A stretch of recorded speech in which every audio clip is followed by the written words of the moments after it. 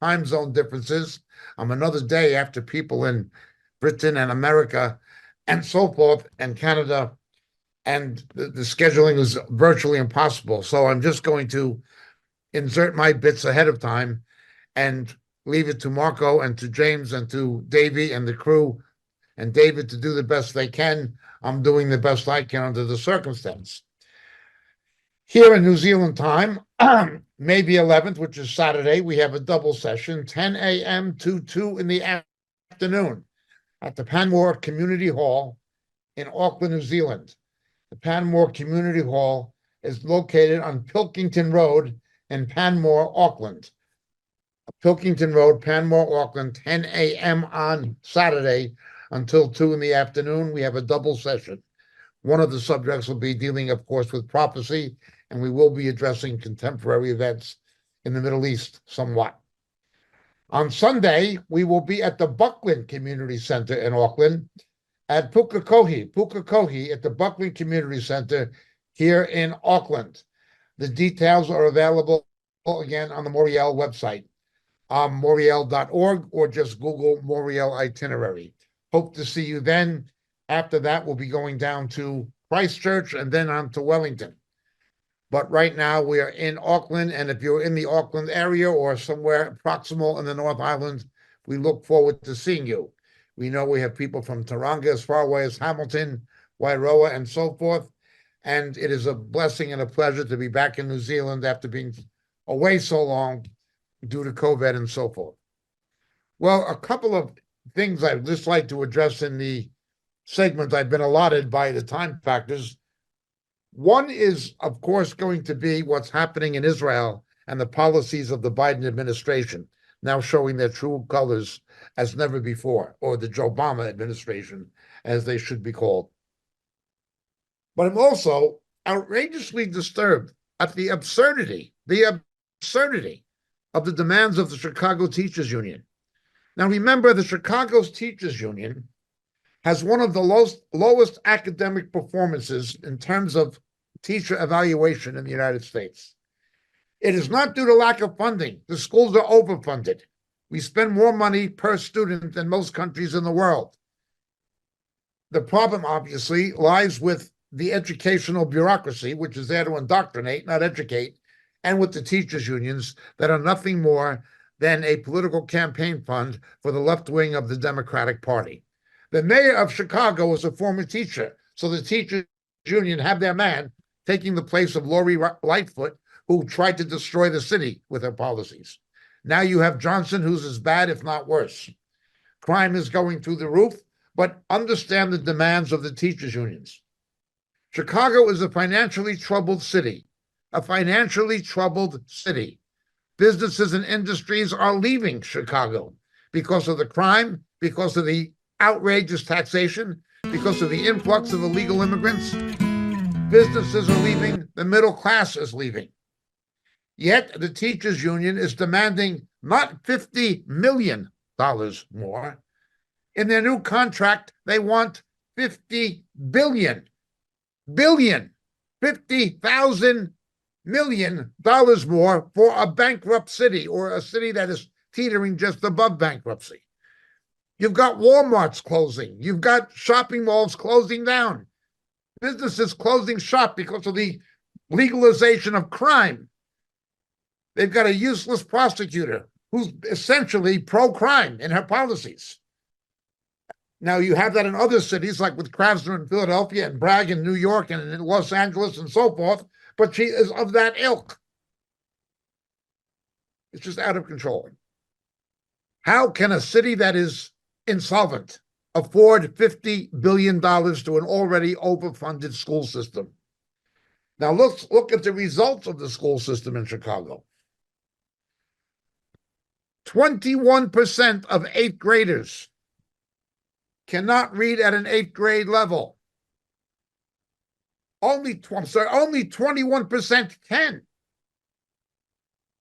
Only 21. 79% of eighth graders in Chicago, in the Chicago public school system, cannot read at an eighth grade level. Eighth graders who can't read. 79% can't read properly. Only 21% can read at that level that is age appropriate and grade appropriate. Math, only 16%. 16% have the mathematical proficiency of an eighth grader. That means 84% are mathematically incompetent. Now, how in a high-tech economy can you possibly have students ready to take their place in high-tech jobs involving mathematical skills, computer skills, and coding? You cannot. The biggest failures, it's an across-the-board failure, but by far the biggest victims of this failure are minority students. Yet, Black people will vote for the failure of their own schools. They will vote to keep their own children stupid and out of the job market. And after they vote in their stupidity for the Democratic Party, after they vote to deprive their children of any chance of a future because they're illiterate and innumerate, they're going to yell racism because that's what they've been called to do. This is the teachers' union. We've been warning for years about people like Randy Weingarten and the teachers' unions nationally. But now we're talking about the Chicago teachers' union, which is one of the worst. They're demanding more money for abortion. They're demanding more money for illegal immigrant students.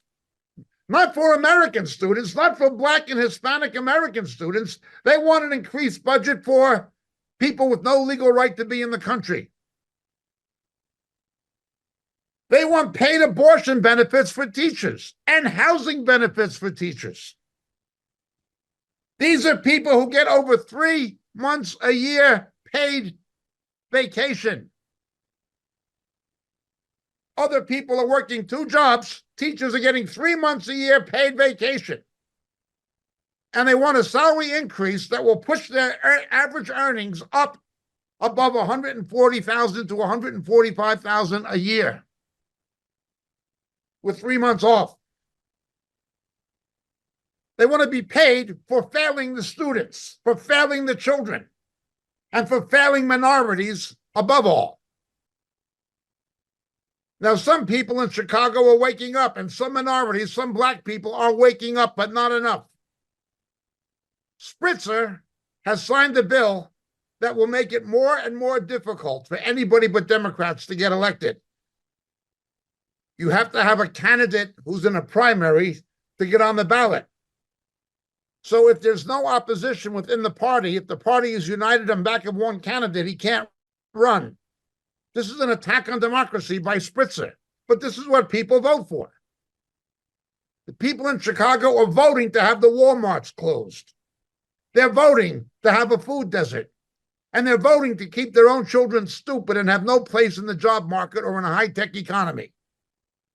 They're voting to hold themselves and their children down and keep the Black people as the lowest people on the totem pole. Why isn't that money going to Black students, to inner city students? But they'll vote for Democrat. This is a union. Now, here's the clincher. Not only do they want $50 billion, where is that money going to come from? We're up in arms about $61 billion given to Ukraine. This is $50 billion to an already overfunded school system. Why do I say it's overfunded? Because teacher pay should be linked to job performance. But the Chicago teachers unions demanding a complete uncoupling of teacher evaluation from pay scales. In other words, we can do as lousy a job as we want. We can continue to fail the taxpayer and fail the children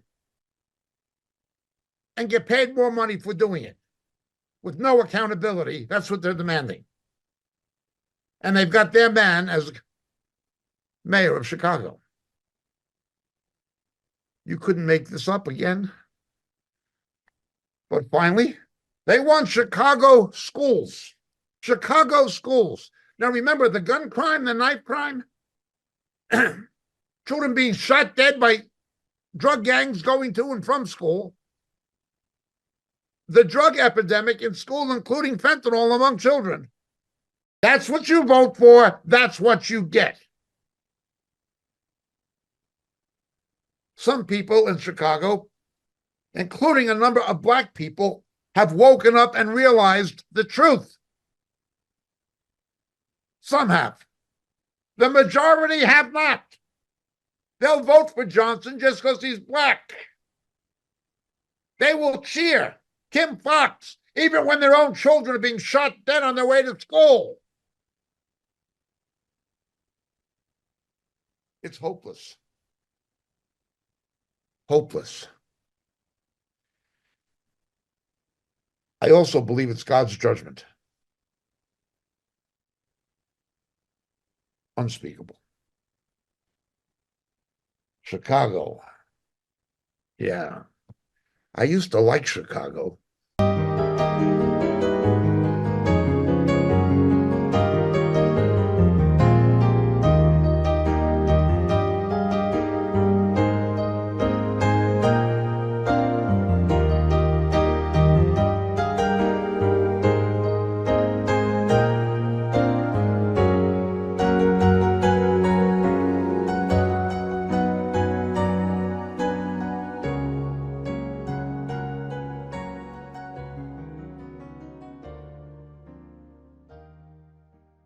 All right. Good morning, good afternoon, and good evening, wherever you may be. Thank you for joining us. Another episode of Catching Up with Jacob. And Jacob is in New Zealand, but he's not here today. You heard his hot take, and that was very good. And we thank the Lord for him. In Jacob's place, we have our brother from Israel. Yeah, I can't really fill his shoes, I'm afraid. Well, I'm not sure what kind of size shoes he wears, but I think they're size 13s. 13. Okay, so he beat me. Something like that. Yeah, they're huge. Yeah. So I don't know what size of shoes you wear, Andy. I'm just about a size 10.5 to 11. Okay, Jacob a little has much bigger bigger feet than I do. Yeah. Yeah. So welcome, Andy. How are you, brother? I'm okay, thank you. Yes, it's yeah, I'm all right. Blessings from Israel. Blessings from Israel, right? Yeah. And blessings to you. Thank you for being with us. It is late in Israel, so we do appreciate you being up with us. And hopefully we don't disrupt your sleeping schedule. So I'm glad you're with us. Inside joke. All right. David Lister, how are you, brother? I'm all right from beautiful New Zealand. Amen. Well, it's, I guess it's early, not that early, but it is early. Yeah, I had my time messed up, so I got up at 4:30, so I would be ready for you at 6. All right. I found out it was really 7. So anyway. There's always the trouble of traveling. The trouble of traveling, yeah. Well, not too far from you, it's Davey in Australia. Morning. Good to be with you guys. Amen. Thank you, Davey. Thank you for being up earlier, a little earlier than David, but earlier nonetheless. And I guess, Jay, we can't complain. We got up later than that, but I know you've been working all morning, but you're here. Southern California. How are you, Jay? I am doing well. Thanking God for the beauty that is California as far as the landscape. Yeah. It's one of the most beautiful places, you know. Absolutely true. Yeah. Absolutely true. Just don't go down to, some of the LA area there. You lose sight of the real beauty of it. So, nonetheless. It's covered with waste. Of different types, trash bags and used needles. There's a lot of that. There's a lot of that. So we thank everyone for being here and those who are watching live on all the different platforms, including Rumble, Memorial TV, memorialtv.org, Vimeo. We're doing Vimeo anymore. Jay, we're not doing Vimeo anymore, are we? We are, because there is actually growth there. Believe it or not, we have about 300 watchers that are watching us consistently on Vimeo. So we thank you for those watching on Vimeo. Yeah. Praise God. Praise the Lord. Give a hand to the Lord. And we're on Twitter, or formerly known as Twitter. It's X now. X. People get mad about that now. So it is X, and we're want to grow on that area, and we have some more things that we want to do on X. And I know, Andy, you're on X. Yes, I am. Yes, I do. And David Lister, you're on X. Yes, hidden from the public and And Jay, you're on X, and I heard Ken Smith is on X too. So hey, I just got to catch up. We got to do something on X. So maybe we'll. At We got least for the time being, X is the place to be, isn't it? X is the place to be. Yeah, we just need to Yeah. get Davey. Davey, we need you on X, Davey. Oh, I am actually there. Oh, incognito. Yeah, incognito. That's good. That's good. Well, based on the e-safety regulator there from America that's pushing that agenda, I would stay incognito too. Too late for that with me. gotta learn to ask questions. I'm just asking a question. I'm not making an accusation. It sounded like an accusation. Well, I can't help how you understand my question. That's very good. That's very good. Yeah, we're going to do something on X. So hopefully we'll do it. We'll do it soon. But it should be a lot of fun. And so welcome everyone who's watching. We have Andy, David Lister, Davey, and Jay, and myself, Marco, and we are going to have catching up.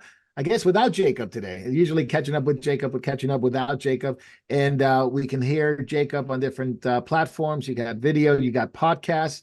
Podcast it's a great way to find a lot of good audio, a lot of good teachings from Sandy, from David, other teachers there, myself, other believers there who have been on, and we got to get some of Andy's stuff on there. And you can find Andy's stuff on X, on YouTube. What is Yes, the name it is on of X, your YouTube yeah. channel, Andy? What is it called? Doctrine Matters? Yeah, something like Because Doctrine Matters. Yeah, that's Doctrine Matters. And some good stuff. I mean, we got some videos. We got it on Memorial TV from YouTube, and good stuff. And hope you keep making good stuff. And not only refuting the Tikkun group that is making headways in Israel. Oh, that's a headache, isn't it? Yeah, that was a headache. Yeah, And also, things have gone quiet now for a while, but I don't know. I'm sure something will break out again soon. Well, here in America, the NAR, as this is called here, NAR, New Apostolic Reformation, Tikkun in Israel, here they've been making headways because as we get closer to the election, they believe they're going to put their man in the White House and they're going to become very influential in the dominionist aspect and the spiritual aspect of it. So there's quite a bit of an uproar within the NAR movement because they see things going the opposite way, censorship and the leftist ideology and Marxism and protests against Israel and all these things. So on the one hand, they seem to be supportive of Israel. On the other hand, they also have different nefarious, I guess, outcomes in their eschatology that would like to bring about. So thank you for refuting them online. Thank you for putting out some really good videos, and also some refuting other doctrines in terms of eschatology that we'll talk about today, and bringing some of that to light and addressing those issues. So we appreciate you coming on. So David Lister. Go ahead. I was just saying, many years ago, because like the NAR that you see today is really an outgrowth of what in the UK was called the Restoration Movement, and it was people like Daniel Juster, and who really popularized Restoration was originally replacementist, and they were vehemently anti-Israel. I can remember their magazines back in the 1980s. They were very, very pro, Palestinian, that a lot of that the modern NAR is much more Israel friendly, and that's down to the work of people like the Tikkun people, because they were kind of like a fifth column in the Messianic movement. They brought a lot of the and they used the Messianic movement actually was what brought the pro-Israel flavor into Restorationism, and made it more acceptable to evangelicals. Yeah, they're more palatable. We'll talk about that for sure, because guys like Michael Brown are involved in that, and the Tikkun movement, they're very much involved in that, and especially lots of confusion because it's pro-Israel. And there's good believers that are pro-Israel and things like that, but they have a different outcome and a different eschatology and a different code of understanding scripture. So there's that. So we'll bring that up for sure. And David Lister, where are you guys going to be at in New Zealand over the next couple of days? Well, we're speaking in and around Auckland, Then we're headed over to Christchurch, and then back from Christchurch to Wellington before we move on to Australia. Awesome. Awesome. Thank you so much. And we're praying. We're definitely praying for the Lord to move within those meetings. And in Wellington, been there, Auckland, and then there's such a wonderful reception by believers there.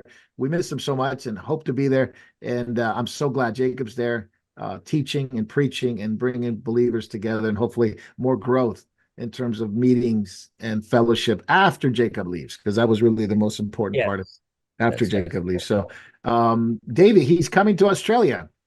You guys ready? We're in the process of getting ready. We got quite a lot of work to do in the next week, but very important announcement. There is an extra meeting added now. We have been able to secure a meeting room in Melbourne. It's awesome. On the Thursday, not the Friday. So it'll be Thursday. Let me get the date right. I think it's May 30th. And it'll be at the Melbourne Airport at the Holiday Inn. So Thursday, May 30, 6 p.m. at the Holiday Inn, Melbourne Airport.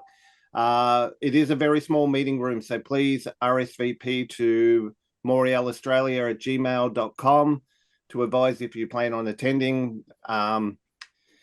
We don't want to be turning anyone away, but we do have limited space. So if you could please let us know if you plan on attending. We'd really appreciate it. That's awesome. morielaustralia@gmail.com. Please get a hold of them. The itinerary will be updated on the website, but I think it's pretty much 90% done on the website already. I think there's just the meetings in Melbourne and Geelong that need to be put up, but it's already confirmed that it's going to be there. Mia's fixed it up. Mia's got them up, so we're good. Got them up. They're there, so there's no excuse. If you're in the area, you need to be there. Sell your shirt and go to see Jacob over there in Geelong, Melbourne.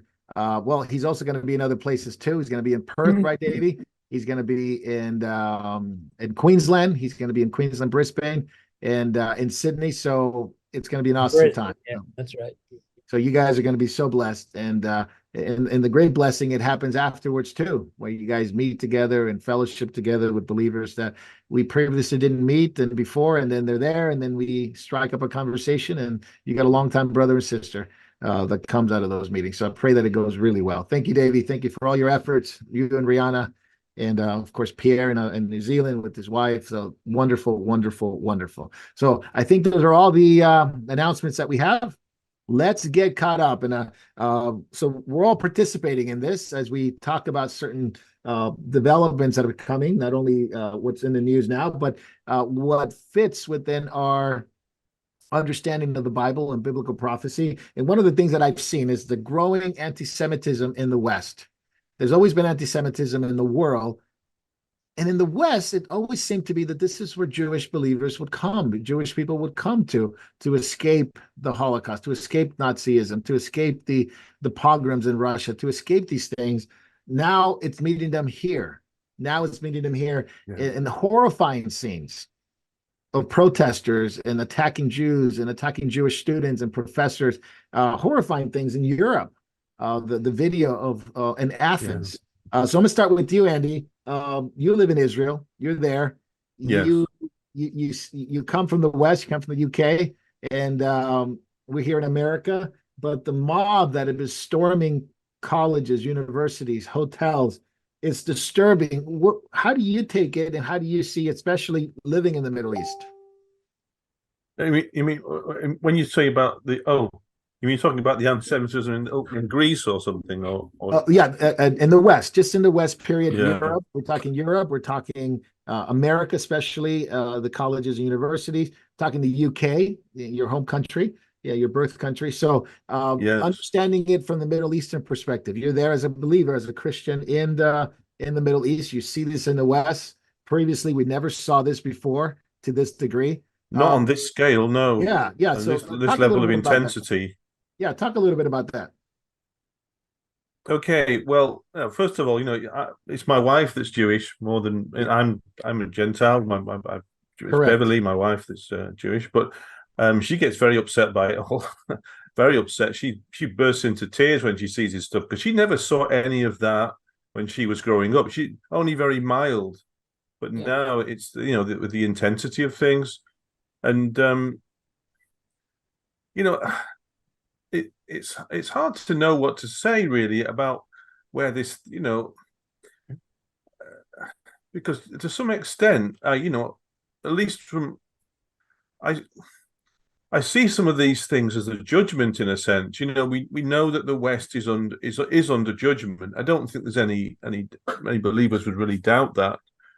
But it is intensely distressing to see anyway, because Yeah. we you just see the same patterns of history repeating themselves. It looks like Britain is looking like the Weimar Republic, a weak, compromised government that is allowing radicals and extremists to walk all over it. And of course, you've got the same problem in the US as well. And people are losing confidence in the democratic system because nothing seems to be changing, and the leadership of each country is encouraging this stuff by at the worst, and at least not doing anything to stop it at the very best. It grieves me intensely living here in the Middle East. You actually feel safer here with the Hezbollah on the border over Hezbollah. there, and the Hamas in Gaza, and the on the other side. You actually feel safer here than you would in Europe, which is bizarre. It is bizarre, isn't it? I got a question. Well, in the UK, in America here, do you think, and I watched this video of this lady, she was so honest, probably the most truthful, honest interview by anybody that I've seen in a long time. And she was talking about it's time to get out as Jews. We're a very small percentage of the population, both in the US, that's true. In the UK, that's also true. And she says, from a non-Christian perspective, she says, we need to go. We need to find some land in Israel. It's a time for Jews to get out of America, as they have been been marginalized, even with Jewish leaders in Congress, at least here in the States. Andy, do you echo that sentiment? I mean, and it's a pretty strong statement, but, and I don't want to put words in your mouth, but what's your take on that lady's perspective? On the whole, I think I have to agree with it. There is, when you look at the quality of the political leadership in the UK and in the US. I mean, you've got Trump in the US. He might get in. You might get a reprieve, but in the UK, certainly, or mainland Europe, I don't think the political will is there to stop this. And so, in other words, I would just get out of there, because things can happen so fast. The borders could close down so fast to stop people getting out. It could be like 1938 all over again, or something like that. 36 and 38, absolutely. Once it's so easy now to with all the computerization and the surveillance they have now, to shut down ability to travel very quickly. There'll be no slipping out over the borders at night. Because and getting out from the UK, because it's an island, for example, it'd be very hard to get out from there and make up. I mean, I think this, if Europe really does get Islamicized, it'll be far worse than the Nazis ever were. Oh, far worse and more brutal. I think they'll be just murdering people on the streets. Let me ask you this, David Lister, do you think that there is that call? Some Jews have said this. Now, obviously, I'm not a Jew, you're not a Jew, but we have a relationship with Jewish believers, and we love Jewish people, and we have a relationship with non-believing Jews. But as a whole, in the trajectory of America, I'm not saying today, May 10th, 2024, but the trajectory of it, do you think it'll be a time where Jews actually leave America? Well, I think some are already doing it. But, look, Lord is calling them back, and he's making the world uncomfortable for them. The Antichrist time is coming. The world is under the god of confusion. I see it like on the social medias I'm in on that people that are calling themselves Christians have raised up a banner that they were to hate the Jews, they're the Christ killers, and all this other things, and the replacement theology, and they're confused. And I'm asked a question, as I support them. I said, look, how could you call yourself a Christian when God gives you a new commandment to love one another? Amen. And then if they are your enemy, you're called to love your enemy. So there's no room to hate if you're a Christian. And so not only do they say that, but they say, well, the Jews do this, the Jews do this, and all that. I said, well, the Jews are just like any other nation. Okay, they have people that are religious, they have people that are not religious, people that do good things, people that do bad things, just like the rest of the world. But God has a purpose for them, and it's a time clock for the world. And so I have to point out that, that yes, not all Jews are Jews, because who's a Jew is he who circumcises his heart. And we think in Romans 9, Romans 2, that, just because you call yourself a Jew doesn't make you one. And then also we know this nation is something special that he's bringing them back to. But at the same time, we know they're secular in that effect, but God still has a purpose for them, and it's going to unfold in the coming years. But I wrote 2 articles 10, 15 years ago, part 1 and part 2 on the rise of anti-Semitism. I said it would be getting worse, and it is. It's the worst I've ever seen. And we need to bring those out. When did you write them, David? Like 10 years plus, I think. Bring those out. Yeah, I'll have to get them back out and put them up. But yeah, it's only getting worse now, and I'll tell you why there's confusion within the church, is because people have not been discipled. People don't know what they believe. There's this guy who runs the website, has 50,000 followers, okay, and he writes these questions. And they're like simple questions. Where do you find in the beginning was the Word, and the Word was made flesh, and the Word, and I said, that's too easy. I don't even want to answer. And he said, he asked me, go look at the answers. And he gets 15, 20,000 replies on these things, and they're all over the place. They don't Genesis. They don't, Wow. They don't know this, and these are people calling themselves Christian. They have no Christian literacy. I just answer a question with a scripture, and people freak out. Oh, that's such a great, great answer. For me, it just comes, you answer people's questions with the scripture, but they don't do that. It's people's opinions out there, and people have not trained themselves and washed their minds and renewed them. And so the absence of scriptures from people's lives, and the carnality that people calling them Christians. I can't believe it, Marco, the profane language that is used. Even for women. It's just unbelievable. And they don't think anything of it, He certainly lost the way. If I may add something, one thing is we've lost all sense of historical reference. The seeds that we're seeing today were planted 60 years ago when we took people like Klaus Barbie from the Gestapo and brought them into the CIA.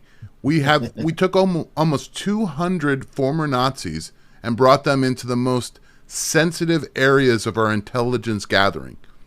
So think about that. We planted the seeds of anti-Semitism inside our intelligence. And it's not just us. It's Russia did the same thing. They took the best and the brightest that the Nazis had to offer, incorporated them into their mechanisms. The UK did the same thing as counterintelligence. So and scientists. Scientists, Operation Paperclip. Definitely, you had Werner von Braun and many other prominent scientists being brought in. Medicine. Look at the medicine we got today. Correct. They teach you to kill and make you sick. Yep. So all of these things, we sowed them. We lusted after what the Germans had, which was the war machine. We incorporated it into ourselves, and now we're wondering, why are our students anti-Semitic? Why is the worldview going anti-Semitic? Well, these seeds were planted. We didn't cut it off at the root. We didn't expose it for what it was. We let it go. Yeah, and we lived with it. Yeah, we tolerated it and thought we can control it. Yeah, and control it. But let me guys ask you this, back to anyone wants to jump in on this. Is this prophetic that the Jews will have to go back to the land? Yeah, 100%. 100%, absolutely. God is calling them back. And there's a lot of Jews that get comfortable in other places like America. It's a great place, been for a long time, loves the Jews, gives them great homes and opportunities and lives and everything, let them recover from the Holocaust, and they've raised their kids. But now these God wants to bring back because he's got to deal with them. He wants to protect them. But the whole world is getting ready to feel the wrath of, in my opinion, Antichrist, and eventually the wrath of the Lord for those that don't know him. Now, historically, Jews left Europe. They left Russia. They left Poland, places like Poland. Very few out of Germany. Unfortunately, they didn't heed some of the warnings. They went to Israel, and they obviously the nation began 1948. We know the story here. And but I got to ask you this question: in Reformed theology, they don't consider that because they don't consider Israel as being a nation of anything to do with God's prophetic purposes. They see the return of Israel to the land as part of the exiles from Babylon. I want to kind of unpack that, see what you guys address that, because in Reformed theology, and not all of them, because there are some Reformed that are premillennial, they see Israel as a big part of God's purposes. But the exile back with Nehemiah and Ezra and coming back to the land in the first century, and the New Testament was written with Jews who came back from exile. They said that's the fulfillment of Jeremiah's prophecies and Isaiah's prophecies of coming back into the land. So they don't see Israel today as having of any significant at all purposes, or even for any Christians to be involved with Israel. So just want to, any one of you can discuss it and unpack that a little bit more. Are they Reformed in this perspective? Are they wrong? Well, many of them tell us we're living in the millennium right now. Yes, yeah. That's the post-mill view. So when you get one thing wrong, you're often off on other things. And so they are replacement, many of them, replacement in their ideology. And so you have to wonder if this God of theirs that has replaced Israel and who he made a covenant with can't keep his promise to the Jews, why do we feel safe in believing he'll keep his promises to the church? I mean, we're worse off. He gave us the Holy Spirit. He gave us a complete Old Testament, New Testament of scriptures. He's given us many infallible proofs through the resurrection of Jesus Christ, and we've messed it up. So why would he keep his promises to us if he didn't keep them to them?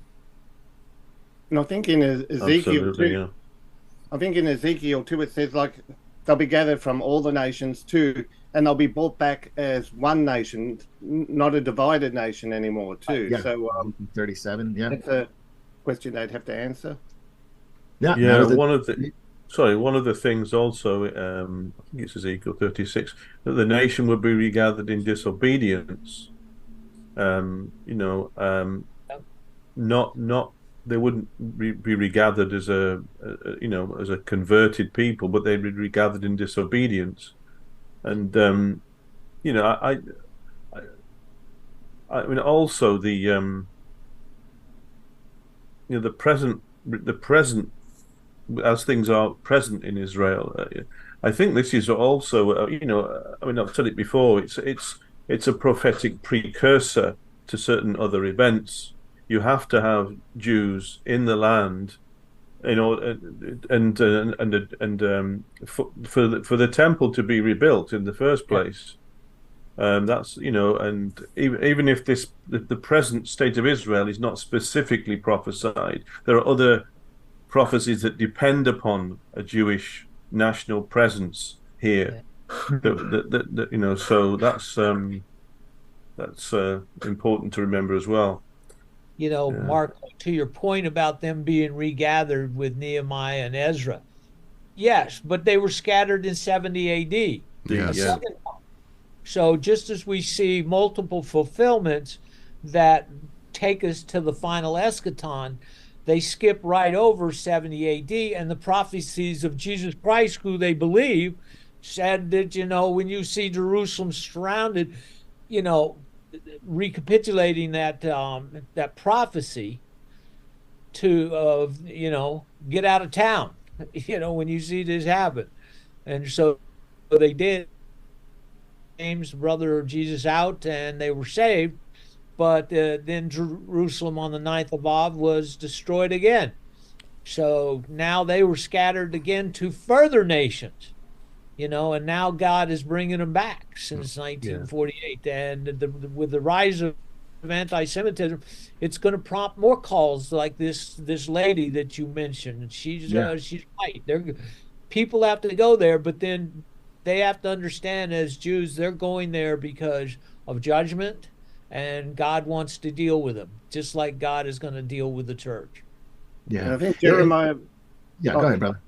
I was going to say Jeremiah makes it pretty clear too, that, you know, Israel will not cease from being a nation as long as, you know, we have the sun, moon, stars, the seasons. The stars endure. Yes, right. God's pretty clear. Romans 9 through to 11. You know, Paul makes it pretty clear. You know, is God cast off his people? God forbid. You know, he's able to graft them back in. Replacement theology is so inerrant. Another side to this as well. I mean, this rise in anti-Semitism. Yes, I think as David said, the Lord is using it to drive his people out and back towards the land. And this is also, in a sense, an evidence of God's mercy as well. He's in order to preserve them, even though judgment is coming. You know, he's also, another side of this. He's also preserving people's lives by getting them out before things turn very, very dark. You know, it's a very good point, Andy, because many Jews left Poland because of the warning coming, and this is prior to even prior to Hitler coming into power, to the rise of the Third Reich. Many German Jews did not listen. They were very well off, and they were very prosperous. They love us, with you know. Yeah, we're Germans now, and unfortunately, but you're right. It was God's mercy to keep them away from. They came to America. Unfortunately, sometimes they didn't get the best welcome by the UK government or our own government with Roosevelt, but they were able to get out before, and they were preserved. The seed was preserved, the seed of the Jewish people. Yeah, David, you mentioned Romans 9 to 11. I want to read this because Paul makes the case regarding their future. Their present condition is rebellion, their continual rebellion against the Lord and against the gospel. But he says, from the standpoint of the gospel, they are enemies for your sake. Paul says, but from the standpoint of God's election, they are beloved because for the sake of Abraham, Isaac, and Jacob. For the gifts of God and the calling of God are irrevocable. Another translation says without repentance. So God's calling and gifting of Israel. And from the standpoint of us today, they are anti the gospel. And you can see some of them very anti-Christian, very anti-Jesus. Although some of them have been very open now, and especially with things going on today. But because they remain as God's election, the nation remains God's election because of Abraham, Isaac, and Jacob. I think a lot of Christians miss that point, that they don't go back into the history of the Old Testament, into the what the New Testament is founded on, which is the Old Testament. Doesn't these reformers love that election stuff? That's their claim. That's their claim to fame. Don't they overlook that? Well, they could be elected, but not Israel. That's really the. So it means different things in the same word, different places, different meanings. It cannot mean that for Israel. It cannot mean that only for them. Yeah. So Irrevocable doesn't apply there. it is interesting. We missed that verse quite a bit. Go ahead, Jay. Just a quick question to kind of clear the air.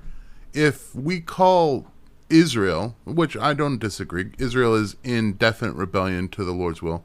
If Israel is in rebellion, what do you call mainstream Christianity? Yeah. Even worse. Yeah. Carnal, you've got the whole spectrum. Carnal Christianity, in name only Christianity. You've got people can't distinguish between Mormons, Catholics, and real Christians. They have other Jesuses. It's the whole spectrum. It's only gotten worse since I was born again. Yeah. I want to switch gears here because I want to talk about the news a bit, because we've seen what the protesters have done here in the U.S., in New York, the Met Gala, which is like I guess the Super Bowl of women's fashion. The protesters went out of the colleges and universities in that area, went into that. They bridged the gap. They went through the barbarians at the gate. They actually pierced through the barricades.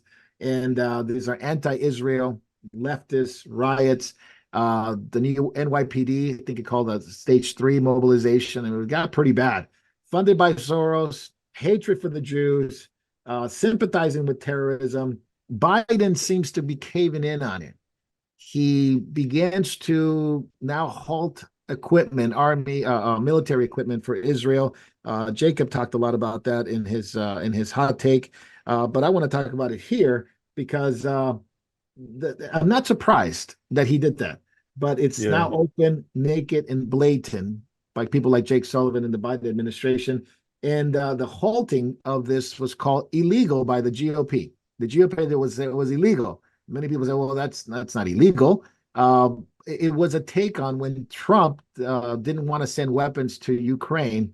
The Dems call it illegal. Now the GOP saying this is illegal what you're doing, and they're drafting impeachment hearings and all this stuff that want to impeach Biden because of this.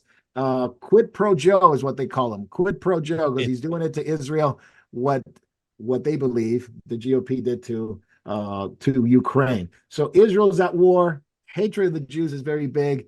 You see it through the president of the United States, Joe Biden, halting military equipment, especially very specific ones, to Israel. So let's talk about that, because this is now 217 days since October 7th of 2023. 217 days since the hostages have been taken. 217 days. Nothing's been done. We don't know if the hostages are still alive. 132 of them supposedly are still there. Security cabinet.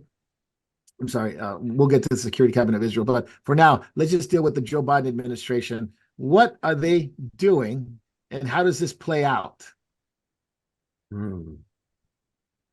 Okay. Andy, we'll start with you. Well, maybe I'll work backwards from how this is going to play out. I mean, well, there are going to be at least two effects of this. Well, three effects actually. One, obviously, as long as the Democrats are in power in the US, there's no way we can ever trust the US. True. Because they will just do this to us whenever we step out of line from what they want. Two, it will force us to start to produce these kind of munitions locally here in Israel. When it's long overdue that happening anyway. And three, I don't think Bibi will stop the operation in Rafah. I just think we can't afford to. We can't let these guys rise up again. We've got to finish the job and get the hostages back if they're not already been murdered. So it can't be.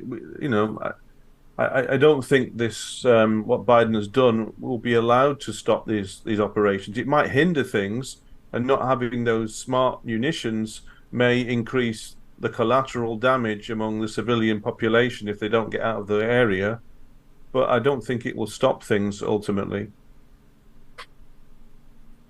That's one take. That's four things. That was David Lister.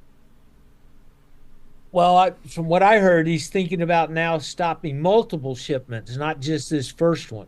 Yeah, actually, if you want to hear the latest, Yeah. U.S. pauses weapons shipments, so plural, but he also waives weapon purchase on the sanctions on Qatar, Lebanon, and Iraq. So on the one hand, pauses Israel. On the other hand, they waive the weapons purchase sanction on Qatar, Lebanon, and Iraq.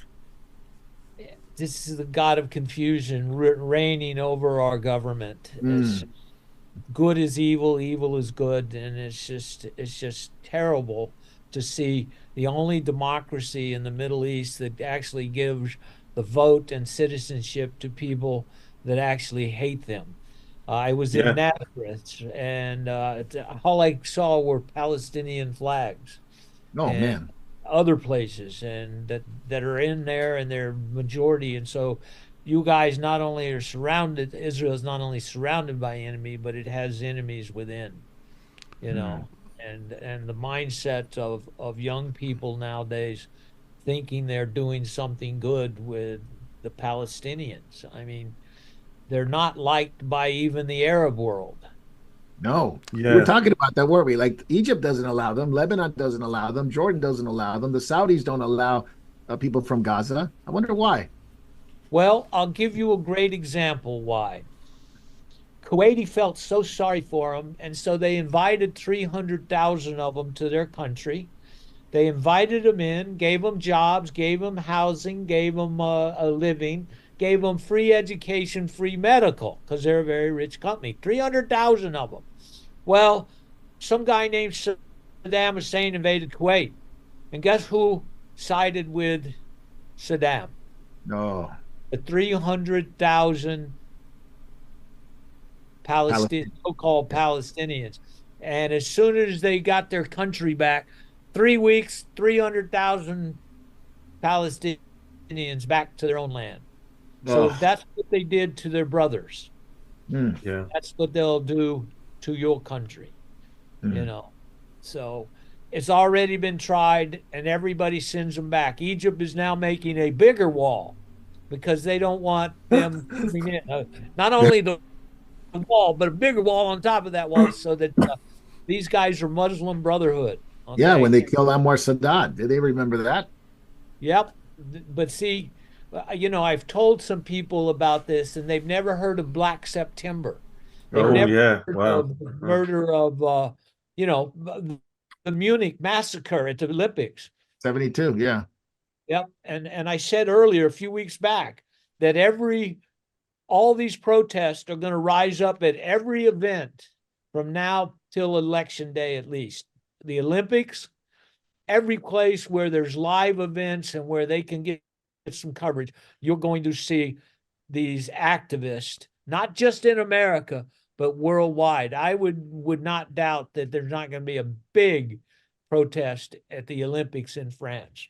Oh, I could imagine. To your point, David, one of the most disgusting things that I saw was Eurovision. Okay, now there's a lot of things wrong with Eurovision, but this one was pretty bad. There was a contestant from Greece. Now Greece, World War Yeah. II, they Yeah. they hid their Jews, right? Yes. Yeah. Okay. Modern day Greek girl, 20 years old, contestant. There's a Israeli contestant speaking, and what does she do? While the cameras are rolling, she pretends like she's falling asleep. Mm, There's the contempt. mm. Yeah. So young people are deluded to this Yeah. mass delusion. They're bringing to their own destruction. Yep.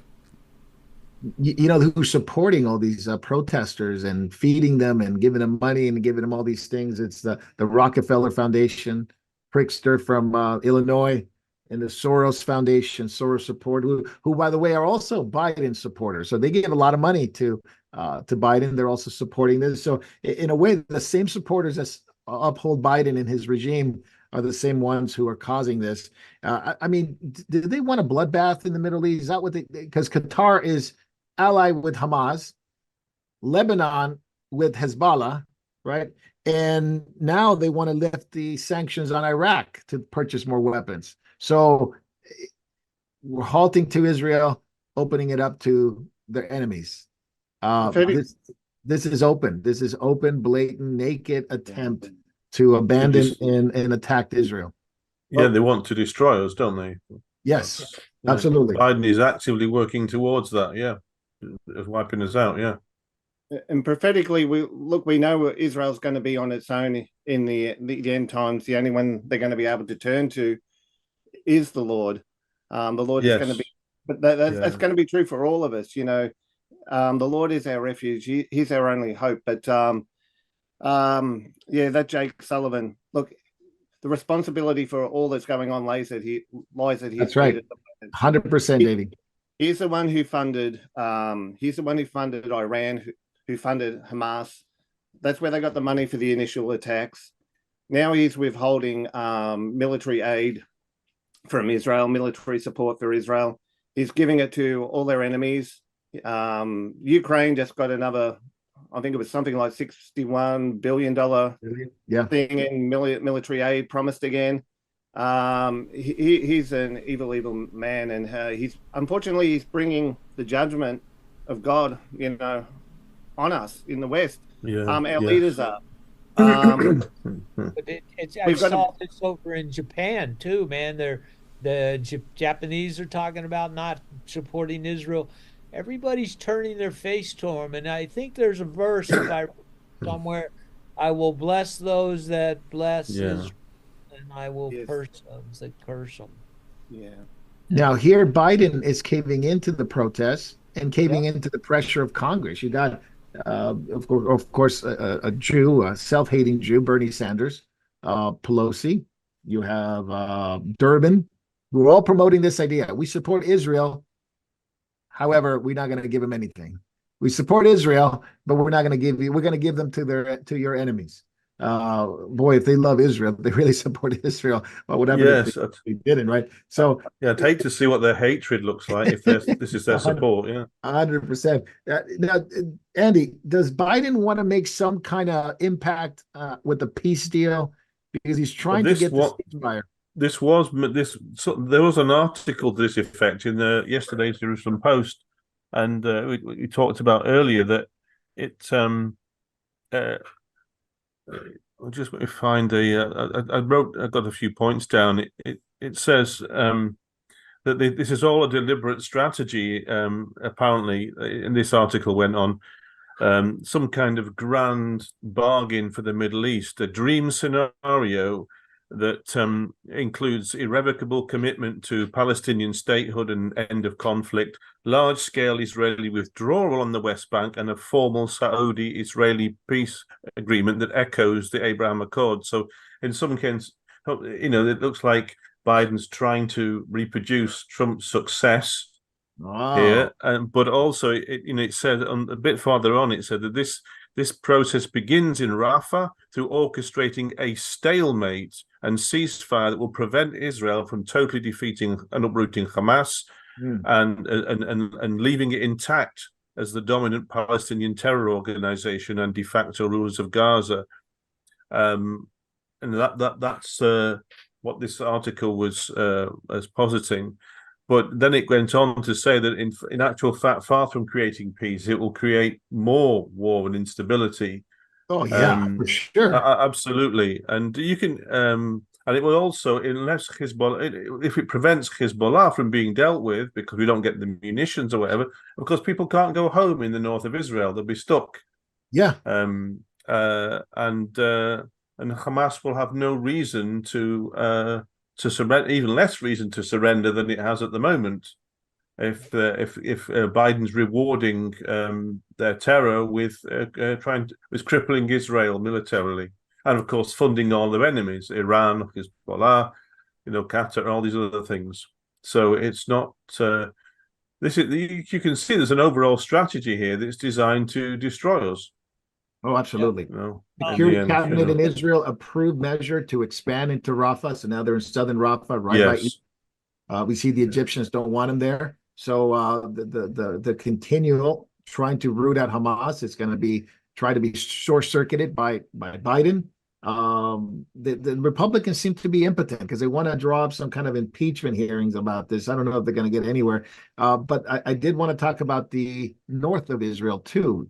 Andy, where you are. Yeah, what's up, David? The news was running in the background this morning, and I think it was the government in Australia was talking in the early morning hours, maybe it was from yesterday, that they want to look towards a two-state solution. Oh, yeah. That's always their answer, isn't it? That's always their answer. That's the answer. That's where it moves to, and of course Hamas wants all of the Jerusalem, including the Temple Mount and the old city of the Jewish quarter. From the river to the sea. It was interesting. I was watching a video of this gentleman who was interviewing these protesters in New York, and he was asking them, "Hey, what's the chant from the river to the sea? What does that mean?" And all these young people were like, "It just means they want, human rights. They want the human rights." And I said, "Okay, yeah, that's good, but what does it mean from the river to the sea?" And they said, "Well, we don't know." And they were like, "Why are you chanting it?" Well, I just think it's more human rights for the Palestinians. And so you explain it to them. F in geography. Yeah.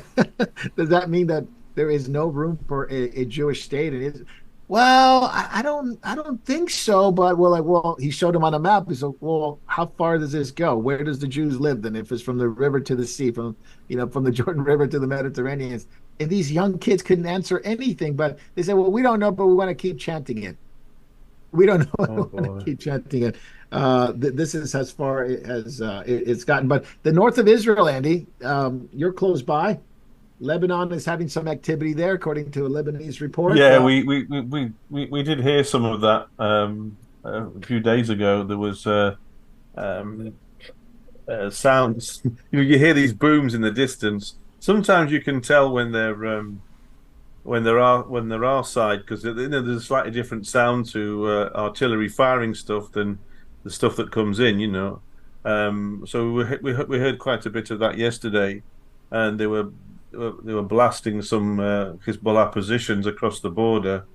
But as far as incoming stuff, Nahari has been very quiet. But thankfully, we've hardly seen anything. I don't crave that kind of excitement. I really don't. I can't believe you would like to have a skill that you can tell in the different types of missiles fired at you or from you. Yeah, well, quiet would be better, wouldn't it? Yeah. Oh, yes. Yeah.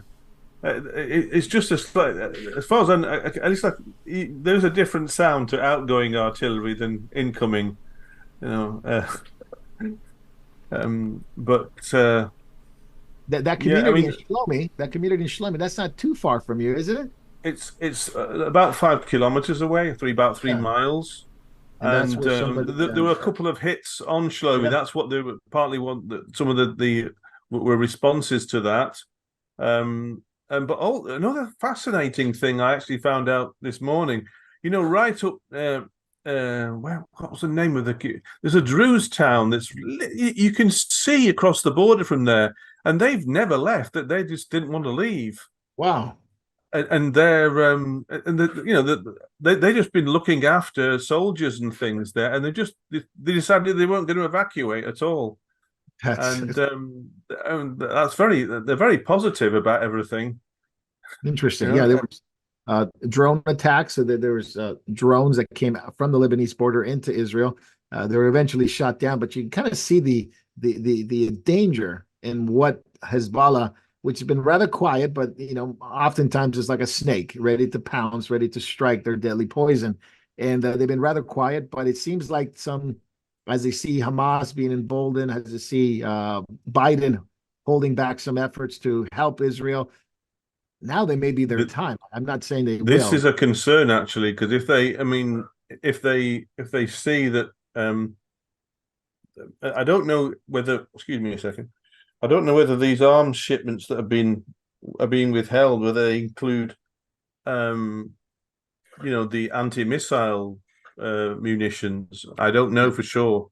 I know there were. I don't know if it would go that far. Sorry. Yeah, high payload munitions is what Lloyd Austin said. I don't really believe him on a lot of stuff, but I know there was the precision guided missiles for sure, and then some high payload munitions.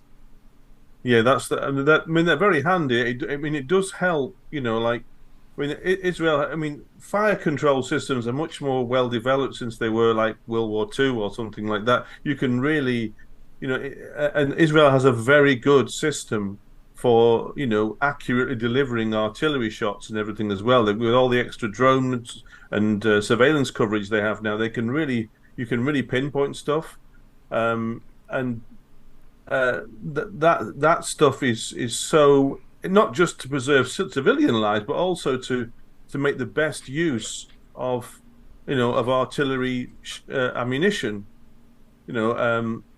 You don't have to waste so much. You can really put it right on where it needs to be, and it also saves the lives of soldiers as well, because they can wipe out something before they even have to move in there.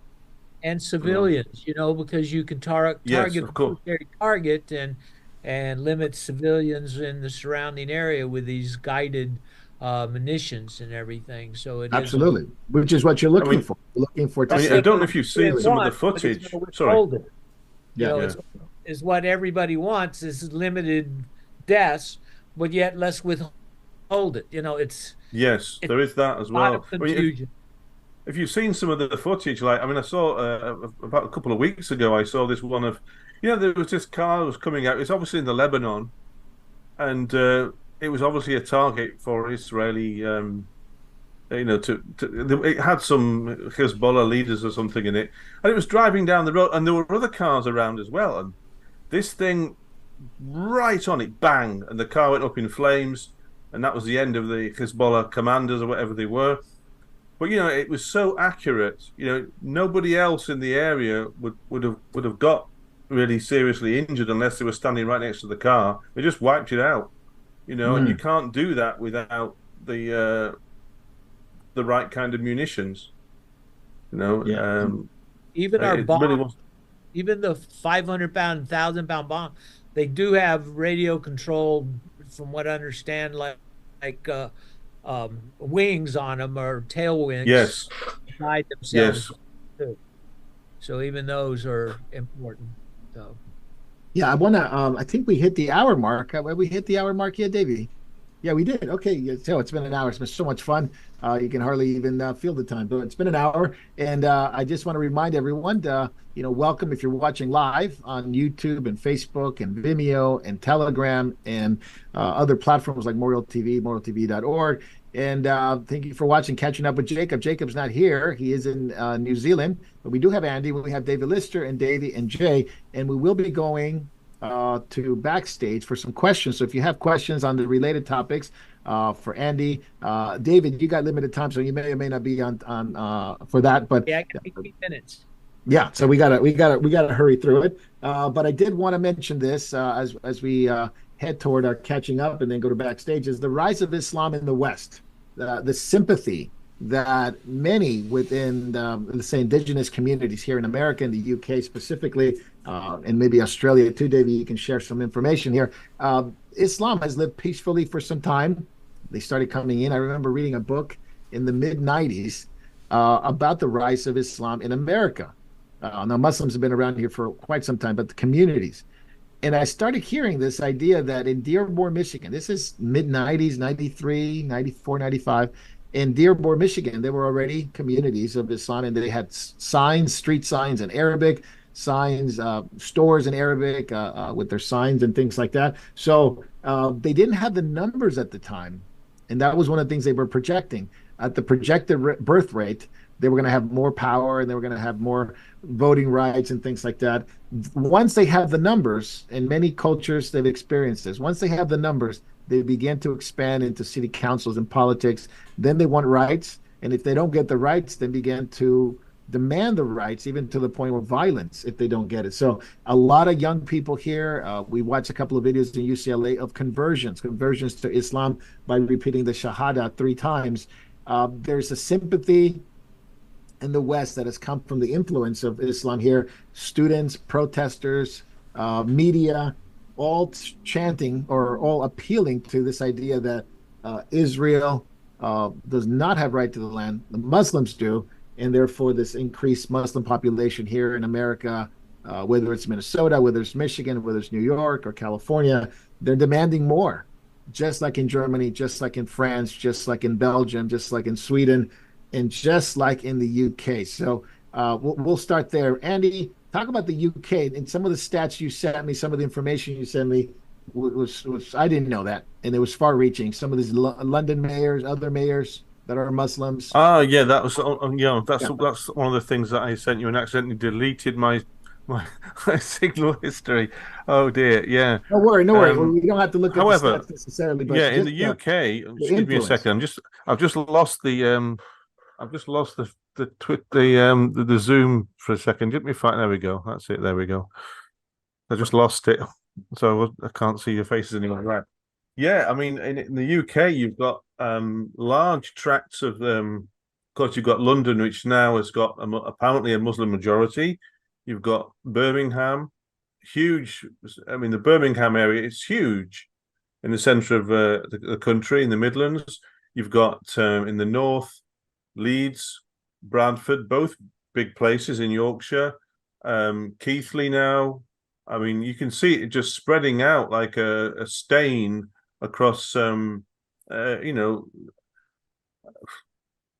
it's very very concerning, especially if they're saying when you hear these spokespeople, these Islamic spokespeople saying that if you don't like it, you can always leave Britain. Yeah, that was an interesting thing that these are Yeah, not just the ordinary people. arrogance They're of it people all. on the BBC, the political commentators on the BBC. One of them, Bushra Shaikh, I think she's Pakistani background. Other political commentators were saying, "Look, if the Brits don't like Muslims living in their country, then they better leave." The hubris. I mean, it's crazy Yes, to think like that. It's crazy to say yes. that, but I don't think there's been many complaints to remove her off the air. Yes. I mean, if you got someone white saying that, there'd be an absolute riot. You Can you know, imagine that? Yeah. I seen a meme the other day.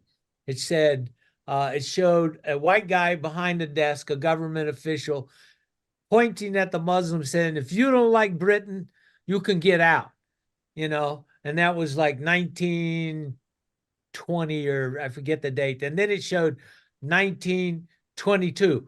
The same guy telling another Muslim guy, you don't like England, Britain, get out. And then it says 1928. It has the Muslim behind the desk pointing at the white guy saying, if you don't like Britain, you can get out. Oh man.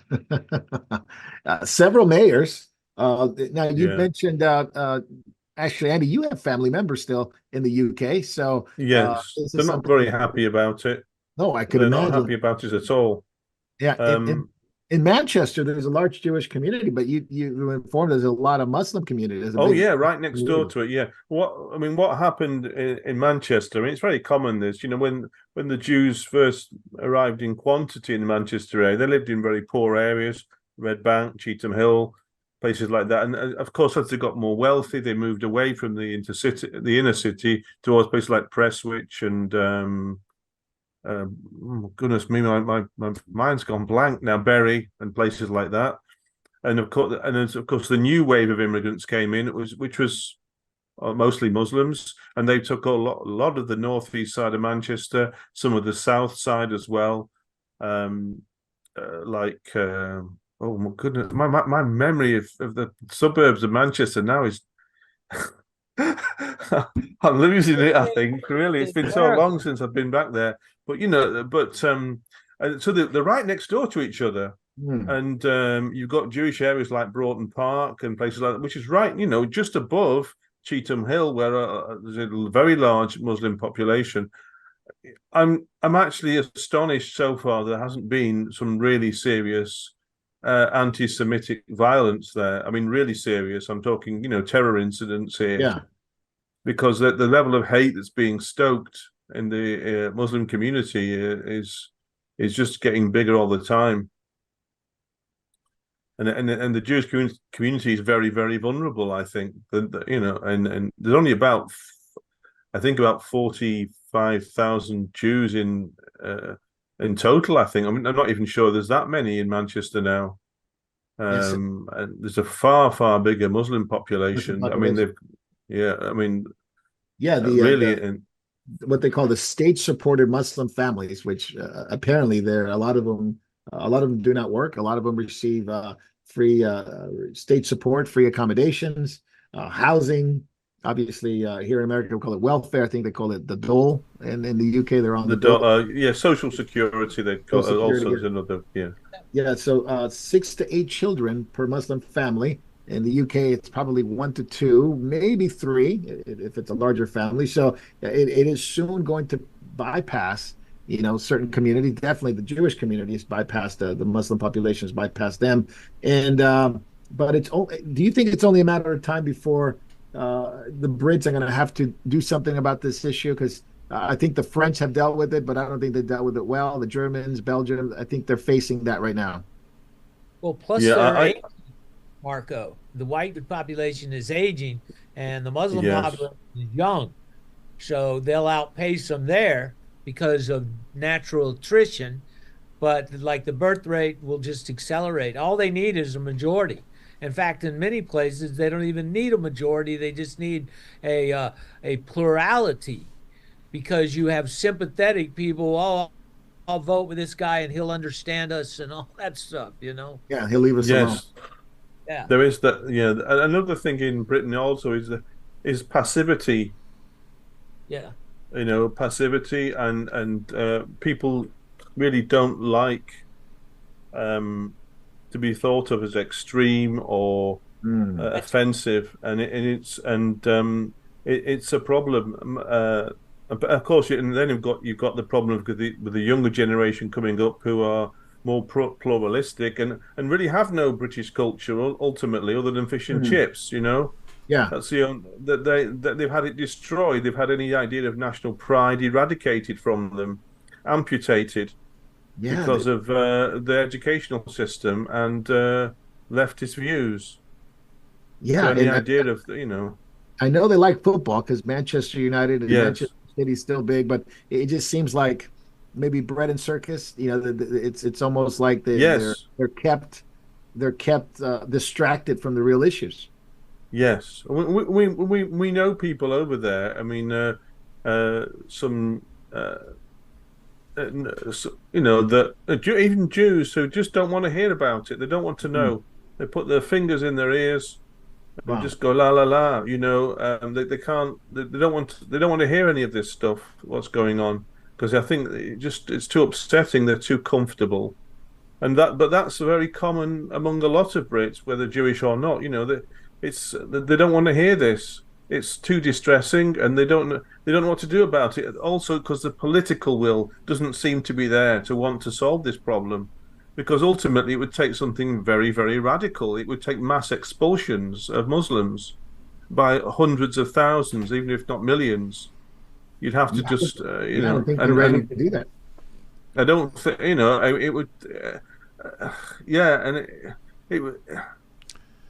You would end up, to some extent, you'd have to kiss goodbye to some of the problem is with the way that Islam is invading the West is it's playing on and using the democratic system against so but in order to get rid of Islam, you really would have to also violate the democratic system, because you'd basically have to disenfranchise 4 million Muslims and deport them. That's the only way you would solve the problem, in a sense. It would be very, very undemocratic, and that goes against the grain,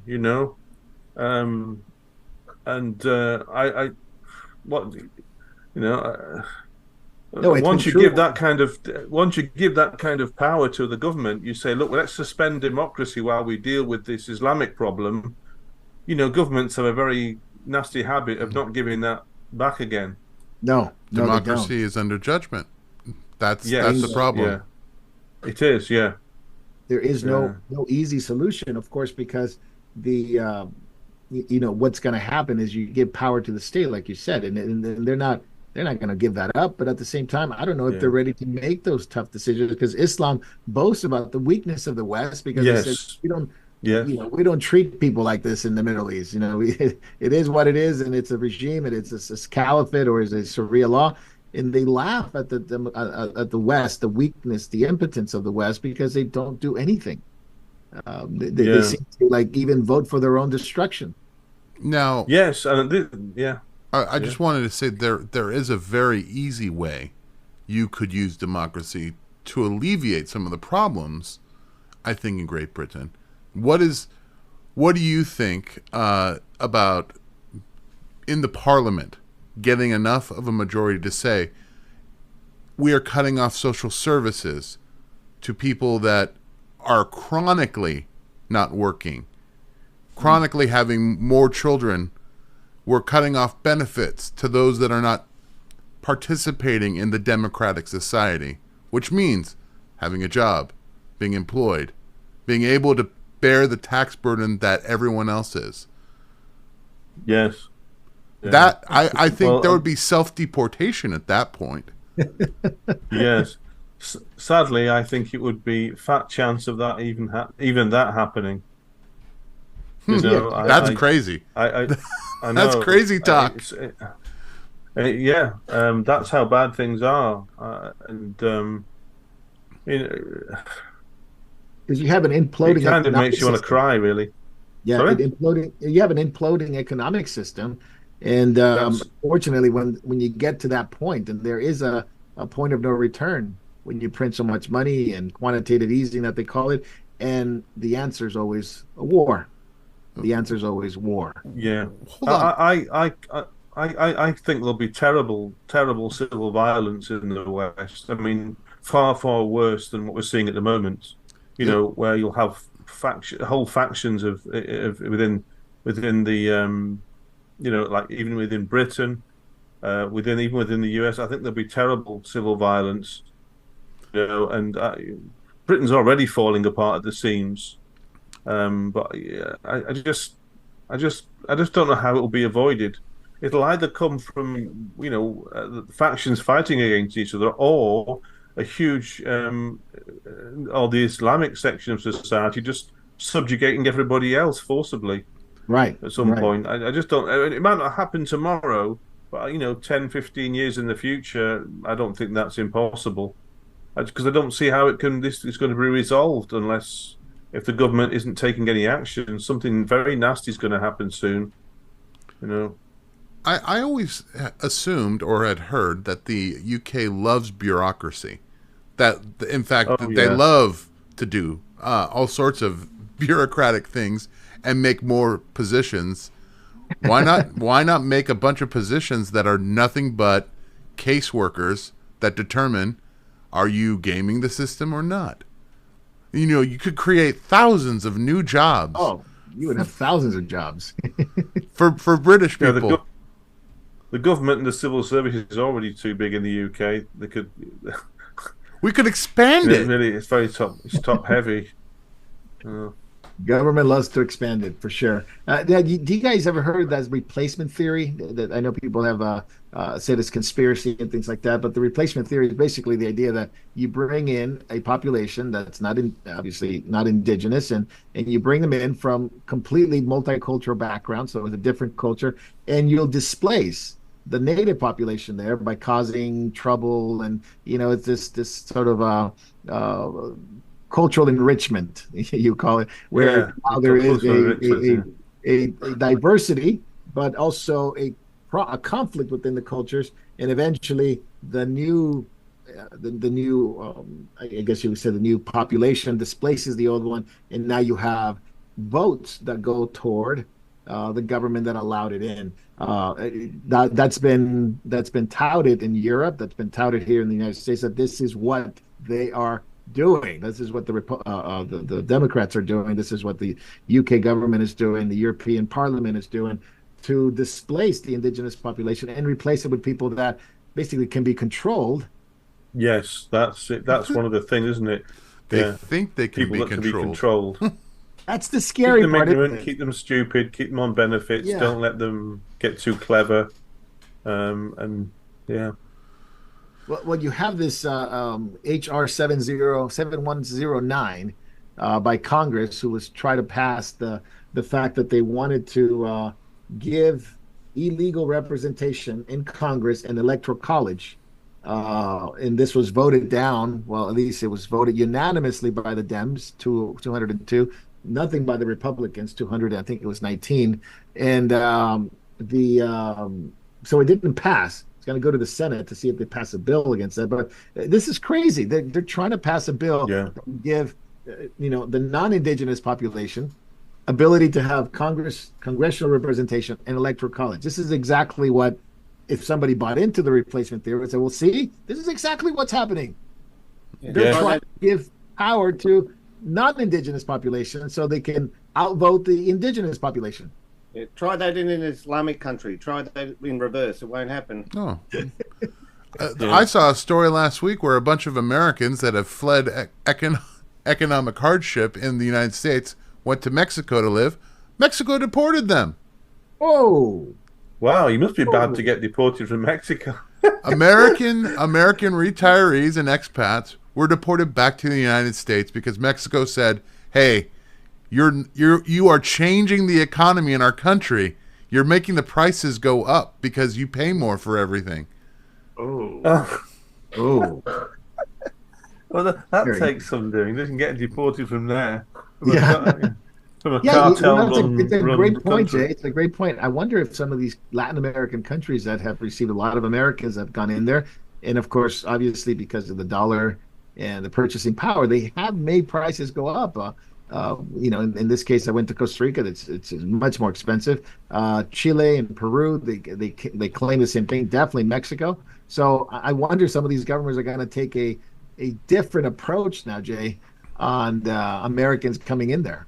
No expats allowed. I mean, look at Japan. Japan is now falling into the replacement theory.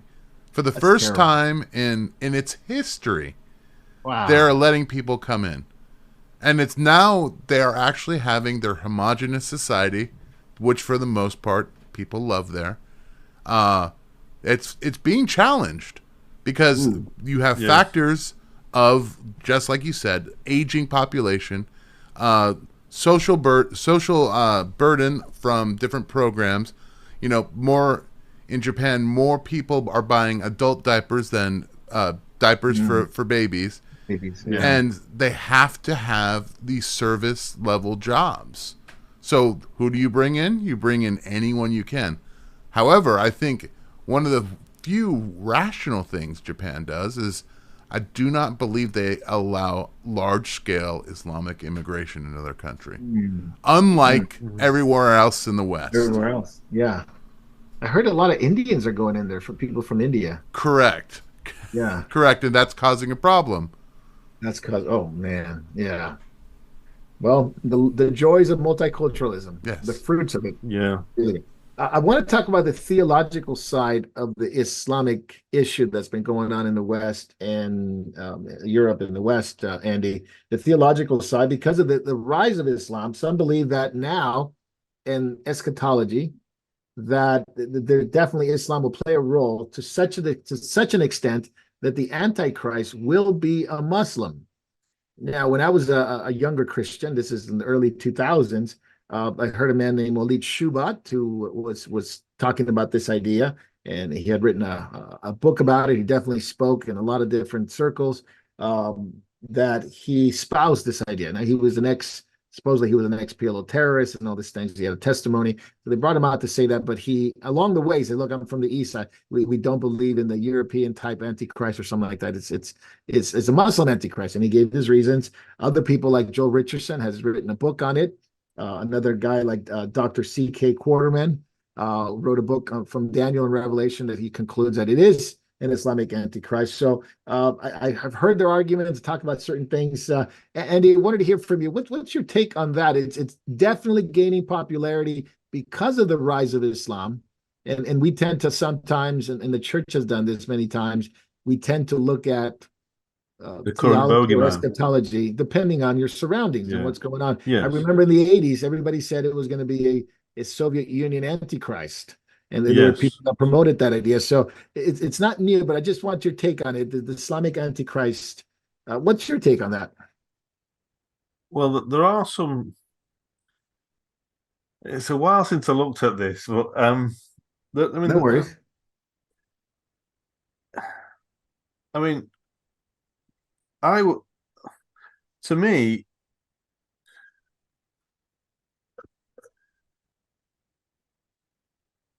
it, I forgot what I was going to say now. I would tend to go with the Antichrist actually trying to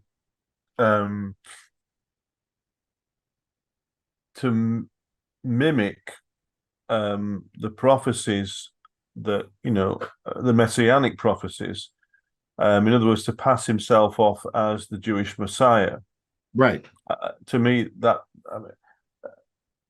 and I really, that doesn't really gel with me, that this idea of an Islamic Antichrist, because I don't think it really fits the evidence. I mean, this is just an opinion, because Correct. Yeah. Scripture does not really tell us specifically.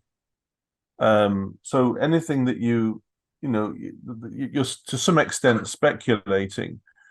But if you think, for example, that you look at, say, the land promises, the rebuilding of and there are certain things within rabbinic Judaism, the rabbinic tradition, that like the laws of kings of Maimonides, laws of kings. There are certain things that the rabbinic Jews expect the Messiah to do. Because one of them is to rebuild the temple. One of them is to destroy Israel's enemies. I can't remember all of them now. It's a while since I looked at this, but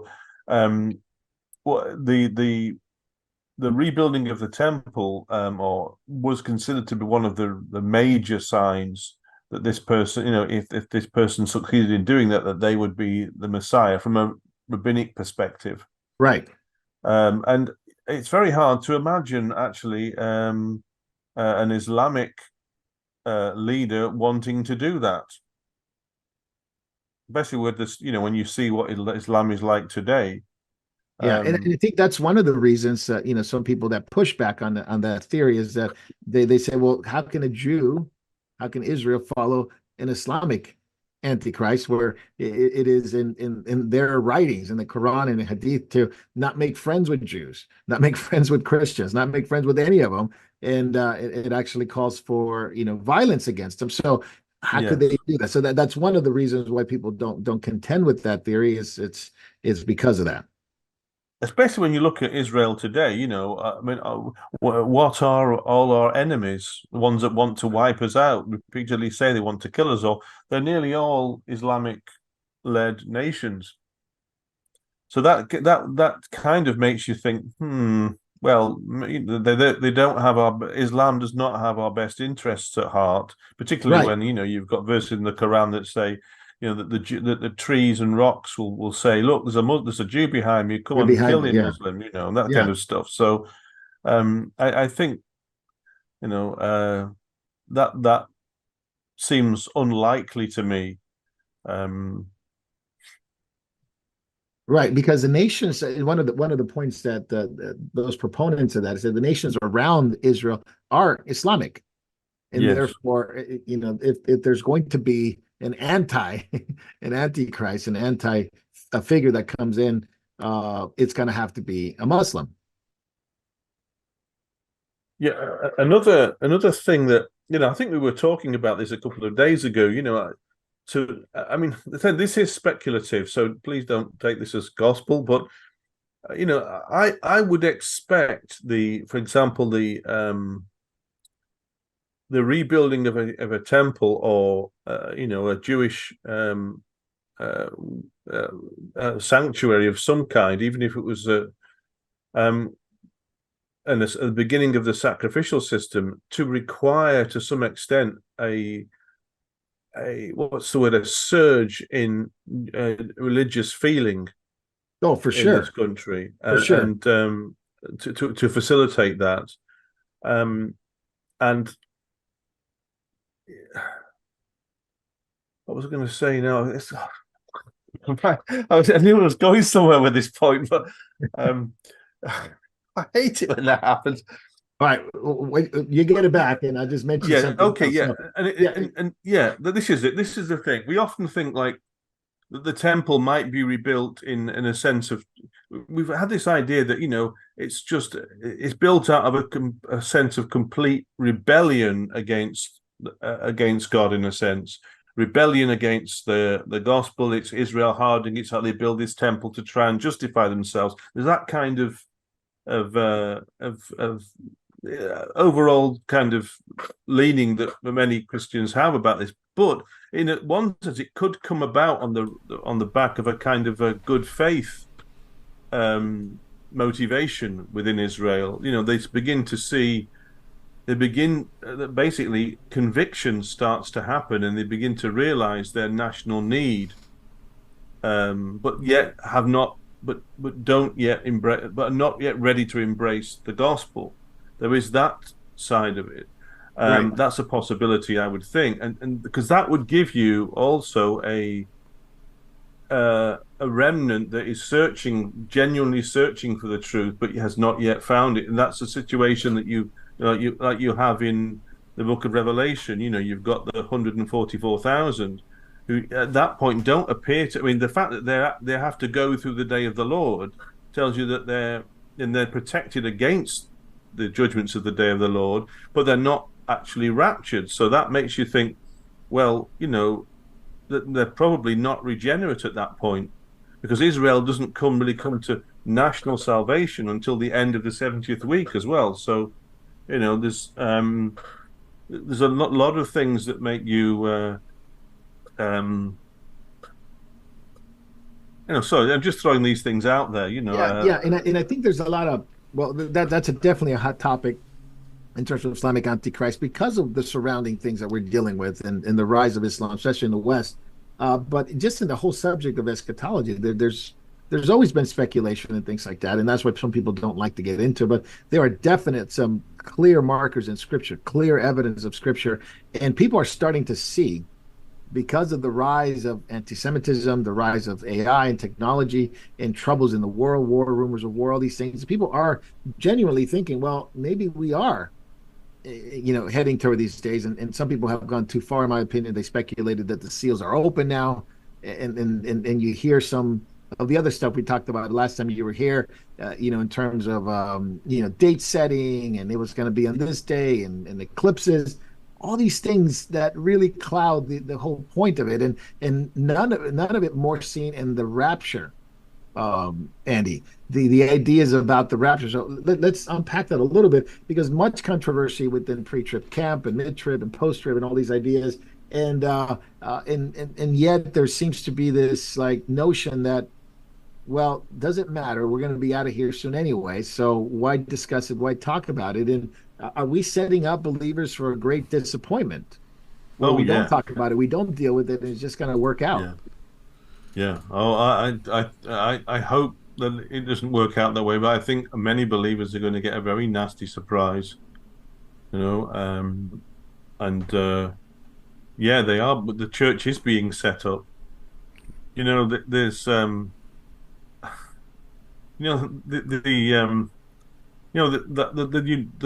united testimony of the. I mean, they didn't get everything. They didn't agree on everything. But the early church had the immediate post-apostolic church had certain things that they'd have had some minor differences on different things in eschatology. There were certain things they were absolutely united on, and that was one that the Antichrist would appear and the tribulation would occur before the believers were taken away and the resurrection of the dead would happen. The church would suffer. They specifically say in several places that the church will suffer under Antichrist, and that and also the second coming spoken of in Matthew 24, 29 to 31. That also what included the catching up of the saints. Right. Not in it. That there was no mention ever. I mean, in the early church of any kind of secret or coming that would precede that spoken of in Matthew 24, 29 to 31, you know, where immediately after the tribulation of those days, the sun shall be darkened, etc., you know. There was nothing, you know, that's what they looked for, not some secret coming, you know, and that was the united testimony of the post-apostolic church up until, you know, Augustine turned up. Right, and so they believe what we would call a rapture that would happen before the day of the Lord.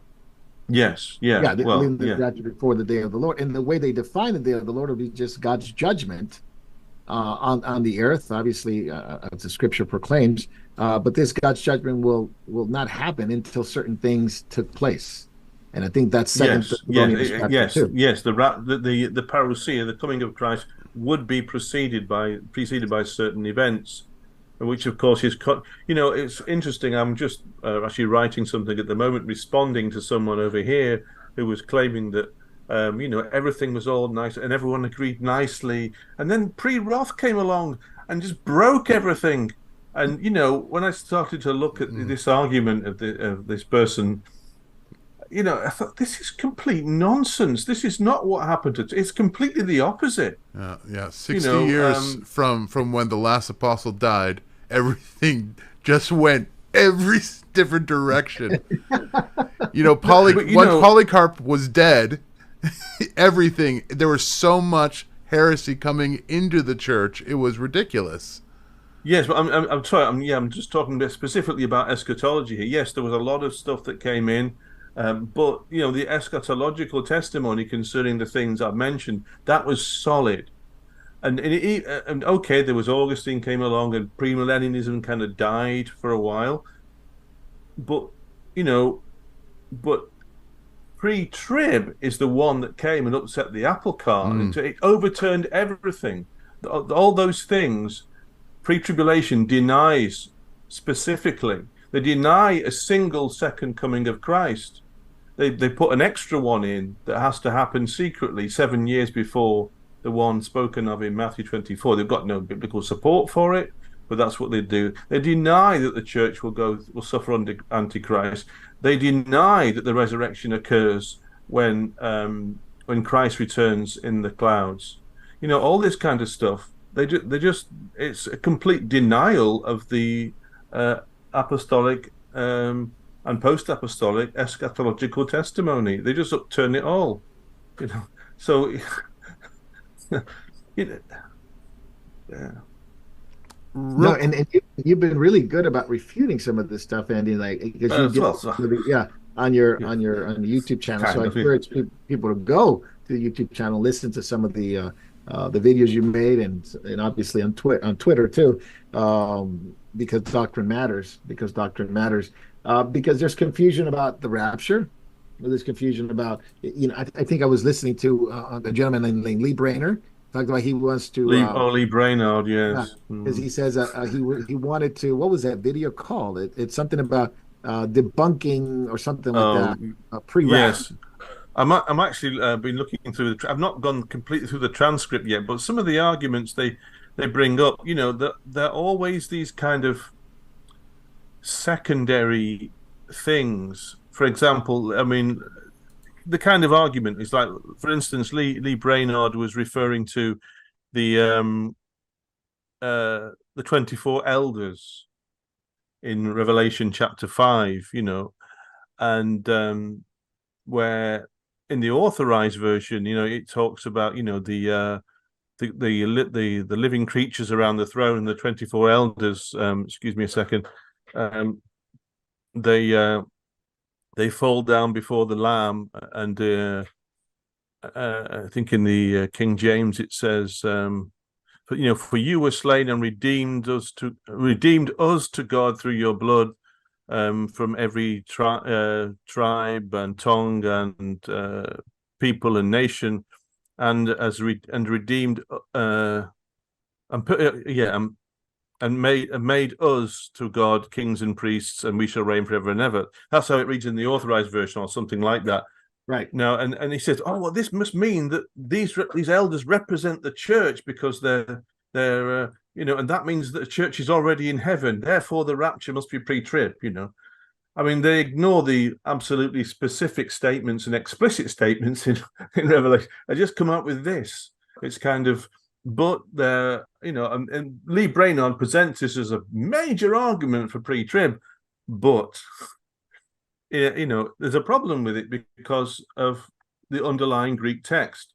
I mean, the authorized version, they used a Greek text of Revelation that was like no earlier than the 12th century. And basically there are textual issues with these two verses. In the earliest Greek texts, for example, it says in verse 10, and you have made them to our God, kings and priests. And there is some issue with the word us in where it talks about, and you were slain and has purchased, for or redeemed for God by your blood. The word us is missing in some of the. Is it in italics in the authorized version? Is it in italics, or is it they just? No, I don't think so in the authorized version, but the word us is missing in some of the earlier. The early Greek manuscripts. There's not a lot of manuscripts that have revelation in them, actually. Right. So the textual base is quite small.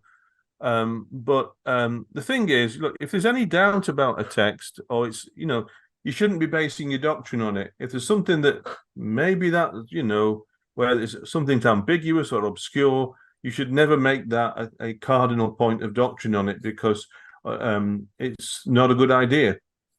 It really isn't, because if there's a possibility, it could be read both ways, or the text is unsure.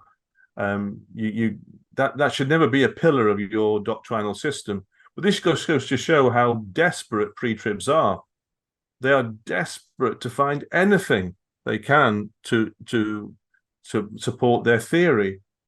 This is why you get all the nonsense like that. I think we had a question like that, David. You recall that for Jacob about Revelation chapter 5, and he was going to come back and address that issue. I think it was last week or the week before. But yeah, go on, Andy. I'm sorry. It just reminded me right now of somebody had the exact question of why does it say us and other translations don't.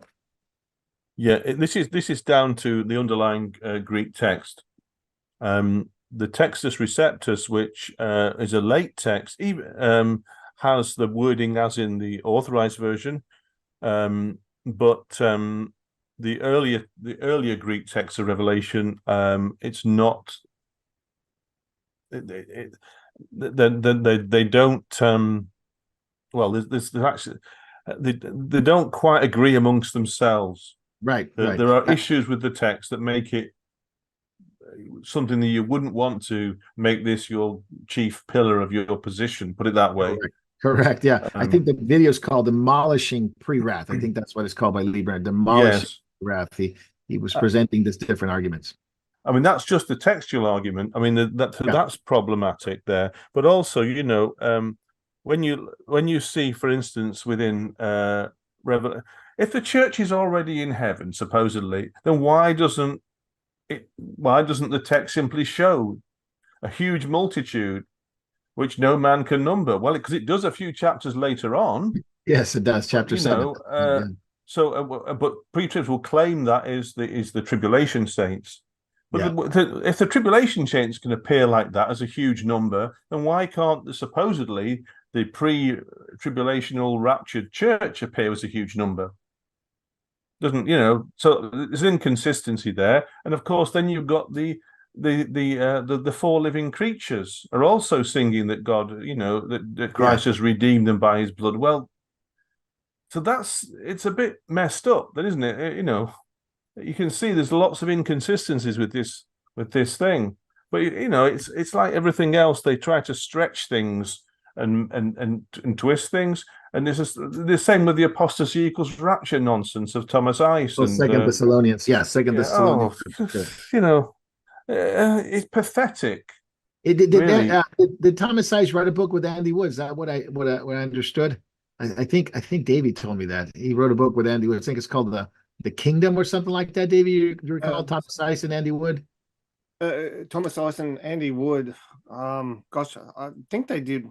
I'd have to double check what it was on Yeah, again. if you could look it up real quick. Yeah, if you could look it up real quick. I don't want to, Yep. I don't speak out of turn, but I think he did. But it comes back to the point, Andy, about Thomas Ice. The no sign needs to be there in order for the rapture to happen. There'd be no sign. So it's the next event, basically. This book, I must rush out and buy it. Not. Myself to give you the coming kingdom, how the kingdom now theology is changing the focus of the church. And it is by Andrew M. Woods, and a foreword by Thomas Ice. Oh, there you go. Wow. That's the one. Thank you, Jay. Yeah, so there's lots of confusion. This demolishing pre-wrath, these arguments that as you develop them, Andy. But there's also confusion on Israel that we talked about earlier, right? Does it have a prophetic purpose for God has a prophetic purpose for them? Doesn't he? Does he? And lots of question because people want to know what's going to happen to the Jews. They see the persecution, and I like the argument you gave me about at least the post of Alan Kirshner about post-millennialists. Oh yes, and pre-trib. You want to talk about that real quick? That was that's another thing that got on my chat history that I sent you. It's got lost. I've even lost the reference for that. Signal just completely blew it all away. It just Signal, went. Not like you. Yeah, Signal. Yeah, it doesn't like me at all. It's never happened before, but it just wiped out my entire. Can I read it to you? For about 3 years. Yes, please. Can I read it? Yeah. Okay, I'll read it to you. Postmillennialism believes that the Great Tribulation was for the Jewish tribulation saints in the past in 70 AD. Oh yeah, the preterist argument. Yeah. Pre-tribulationism believes that the Great Tribulation is for the Jewish tribulation saints for the future. Oh. You want to tell us what that means? If somebody doesn't know what that means, what is he trying to say regarding postmillennialism and pre-tribulationism? Well, the post-millennial thing, of course. A lot of post-millennialists, in fact, they're preterists as well. So they believe that the events of the tribulation happened, and the day of the Lord, and all of that happened around AD 70. They've already happened. Christ has already come. In fact, the full preterists will say the resurrections happened as well already, and all kinds of stuff like that. So, so in other words, if the tribulation's already happened, then what happened to those Jews who were around in AD 70? They were the Jewish tribulation saints. Yeah, of course. The pre-trib if the Great Tribulation happened, it happened to those Jewish saints in 70 AD. Yes, yeah. And so, I thought that's very good what Alan said there, actually. Of course, they also try to label the pre-tribs will try to label the Matthew 24 as applying just to either national Israel or these Jewish pre-tribulational saints that they've concocted. So, of course, that way they can avoid it having anything to do with the church, because, of course, they don't want they have to push Matthew 24 away like that, because otherwise it would mean that their pre-tribulational rapture theory was completely contradicted by the text, the plain meaning of the text. So they come up with all kinds of pretexts to dispose of Matthew 24. Interestingly enough, there are groups over here. Well, there are groups of pre-tribbers who try, and I've probably mentioned this before, they'd like to have their cake and eat it. That they want the bit in Matthew 24 that says, that after the tribulation of those days, the sun shall be darkened and the moon shall not give her light, etc. And then the Son of Man shall appear, the sound of the Son of Man shall appear, and then the Son of Man shall gather up his elect from the four corners of the earth. Well, they don't want that to be anything to do with the church, of course, because that's got tribulation in it, and it happens after tribulation. So that must be the glorious coming, the second glorious coming of Christ. But they so like that bit where it says no man knows the day or the hour. It's You in know, the and they same think, oh, chapter, that's right? imminence, isn't it? That we like imminence. Imminence is important to them, so they want Matthew 24 verse 36 onwards to be talking about a separate rapture, a separate second coming, a separate coming that's secret and hidden, and where people are snatched away, like in the Left Behind series. Right. They try to have both in, but unfortunately, the problem is that the same Greek word parousia, it appears all the way through the text, even Yes. after verse 36, and it's obvious when you look at it that Matthew 24 verse 36 is looking back and explaining how the events of verses 29 to 31 will occur in regards to those people who are not ready. Right. So this is even the word episunagog is there too, right? Isn't the gathering together from Second Thessalonians 2? There's a similar word that Jesus is using. Yes, there is. There is. Yes. Yeah, Yes. of his saints. So on the one hand, it's Perusia. It's all over the place there. Absolutely. On the other hand, too, there's also episunagage, which we all would agree that has to do with our gathering together with the Lord. And yes, it's slightly different Greek word in when it talks of gathering in Matthew 24, but it's a related word from the same kind of root. I could probably actually look it up actually, but no, definitely. So I think it's interesting that quote from Bible Prophecy Daily, because Jewish tribulation saints, they both will say it's always for the Jewish tribulation saints, the great tribulation. It's always for them. It's never quite for anybody else. Yeah, and the evidence they have for trying to make it appear that it's only affects the Jews, Matthew 24, is so slim. I mean, a lot of it is based on the fact that it talks about pray that your flight won't be on the Shabbat or during the winter. That really often is it. That's it from what I've seen. Oh, that's Jewish, so they must only be speaking to Jews. But all the way through Matthew 24, his disciples are addressed in the second person all the way through. It doesn't say, so this is another weird thing about it, because he's speaking to his disciples directly and saying, watch out for the false prophets. You beware when you see the abomination of desolation, then and pray that your flight. So he's addressing them personally. But so in a sense, when pre-tribs are effectively claiming then that when Jesus is speaking to his disciples, they are representatives of Israel.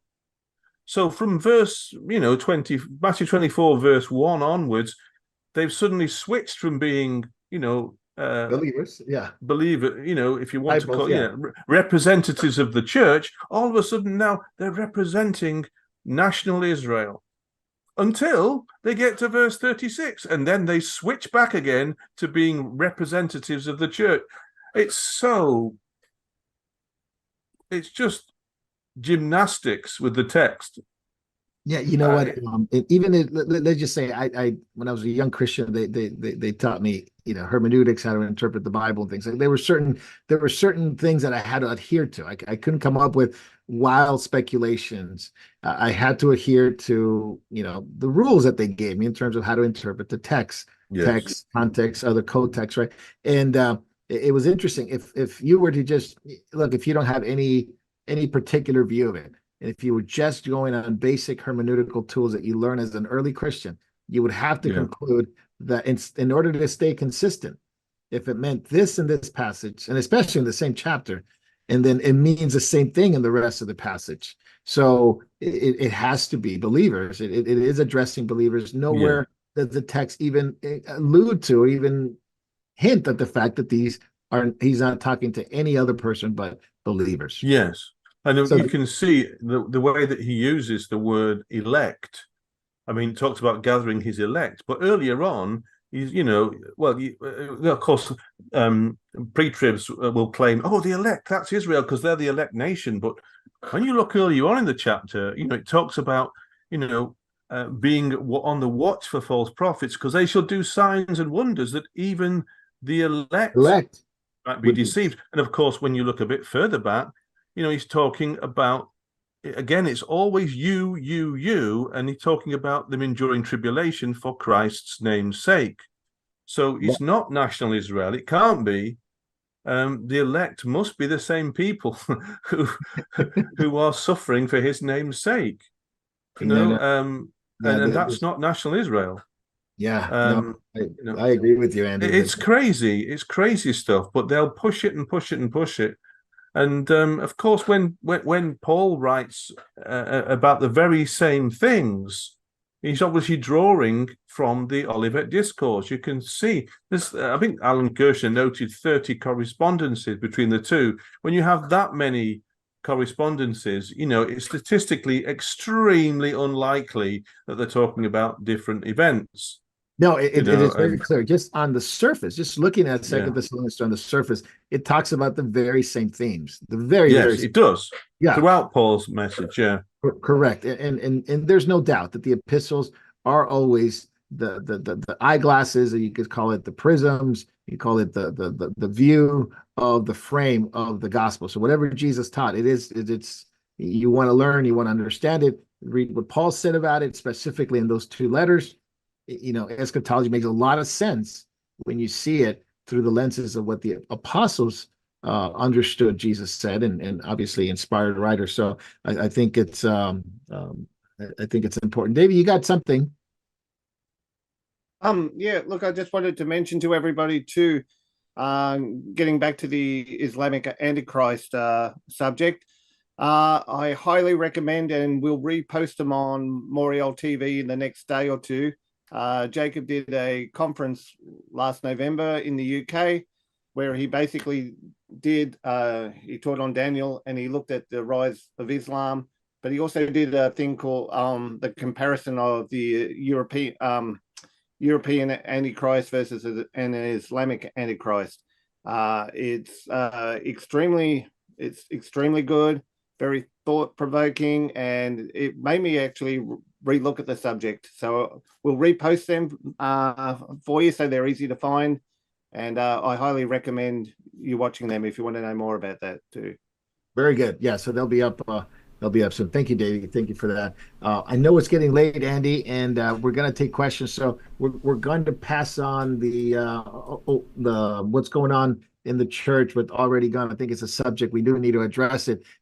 This is based on the book by Answers to Genesis, and not only them, but just in general, the church is very much aware that not only adults leaving the church, but young kids, teenagers and kids are leaving the church. And I did read the book Already Gone by Ken Ham. This is years and years ago. I think it came out like maybe more than 10 years ago. And but we are losing our children. A lot of it is confusion. A lot of it is bad teaching. A lot of them is we don't teach them, apologetics and how to defend the faith and understand the Bible, inerrancy, infallibility. A lot of it is hypocrisy. The church doesn't practice what it teaches, and there is apostasy and bad teaching in the church, and unfortunately, kids get caught up in that, and they see churches like the Methodist Church getting into LGBT, and so they go, well, how does the church handle this? And so they see a very divided church. They themselves have been taught, young kids have been taught by secular humanism and a lot of bad things in schools and sometimes in churches. I hate to say that they are more lenient toward LGBT and abortion and things like that. So they don't like to see. They don't want the church. They don't like the church. So many times they leave. I think it's a subject we need to address. It's going to take some time to unpack that. So we'll leave it at that. But I did want to ask you one thing before we go into questions. Is the Gog and Magog scenarios? It brings up a lot of confusion.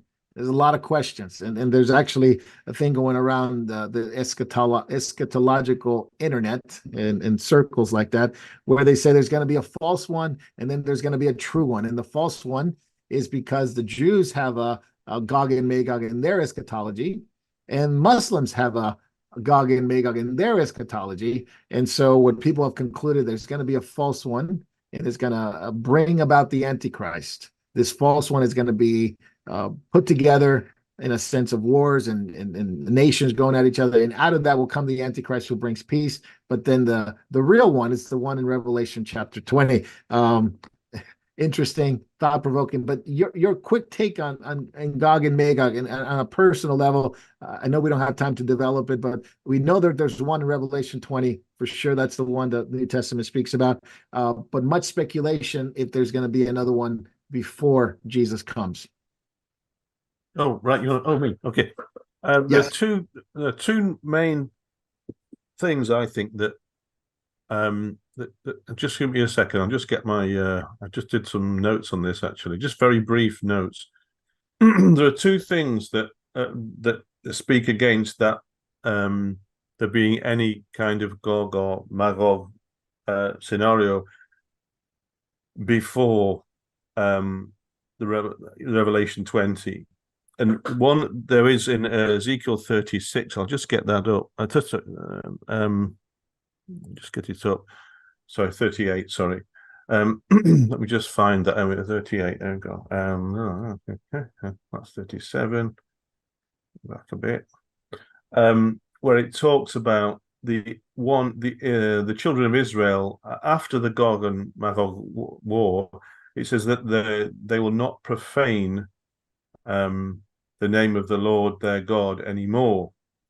Now, for this to happen, obviously, if you have a Gog and Magog scenario before the 70th week of Daniel, for example, well, the 70th week of Daniel at the midpoint, with the cooperation of some within Israel, Antichrist will be worshipped in the temple. That's the worst blasphemy and profanation of God's name that probably will ever be in recorded history.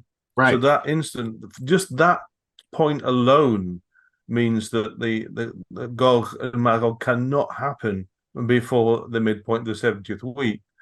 The second one is where it talks about Gog wanting to invade on a land that is peaceful and has dwelt peacefully for a long time, and where there's no more walls, no more fortresses, no more walled villages, and everything like this. It talks about.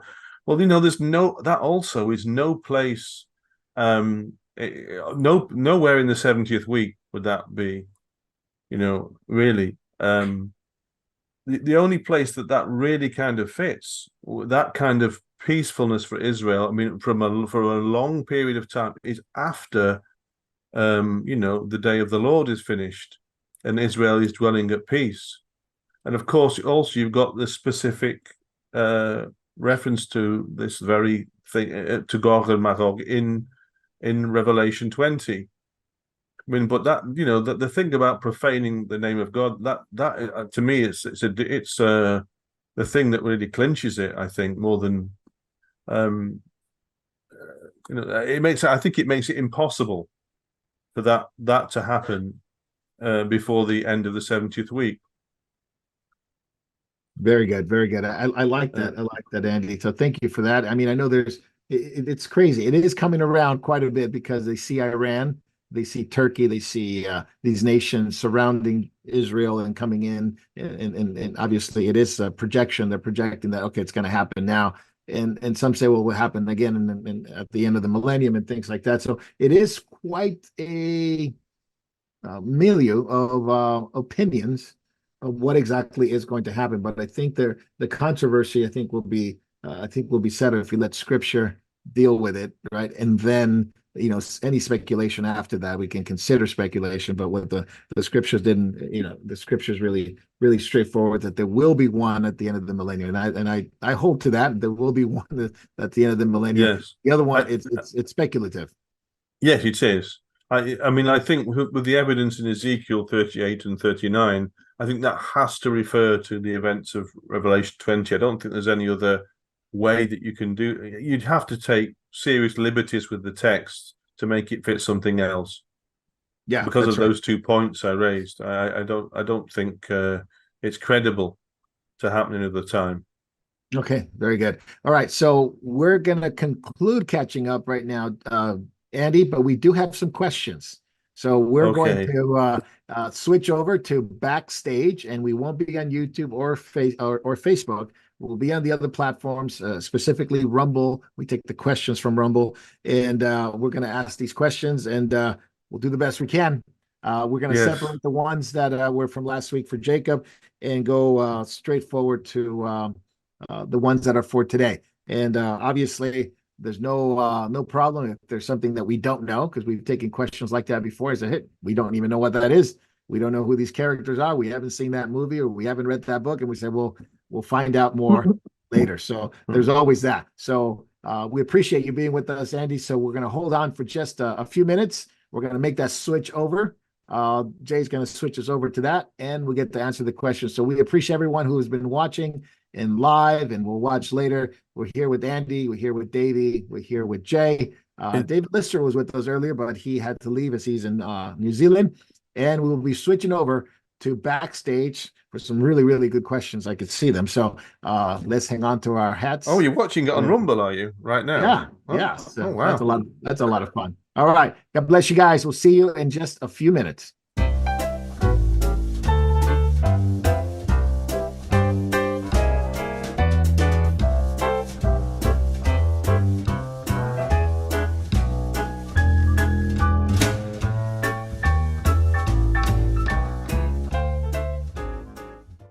All right, welcome to Backstage, the part of the program in which our tech overlords do not let us talk about certain things. And so we're not on Facebook and YouTube. So we're on the other platforms, and we thank those who sent the questions. Always appreciative of your questions. We love them, and we do the best we can to address them. Jacob's not here, so we're going to hold those questions from last time when Jacob comes back. But we do have Andy here. Andy, thank you so much. It's been a really fun episode, and we thank you so much for being with us all the way from Israel. And it is late for you, so we don't want to make you stay up late. Maybe too bad already. Sorry. Too late. That's already happened. Yeah. Yeah, and we have Jay, and we have Davey, and we have the questions. So let's get started on the questions. Andy, what are your thoughts on John Mark Comer? He promotes Dallas Willard and into spiritual formation. I've never heard of this guy, but I know about Dallas Willard, and he's a mystic.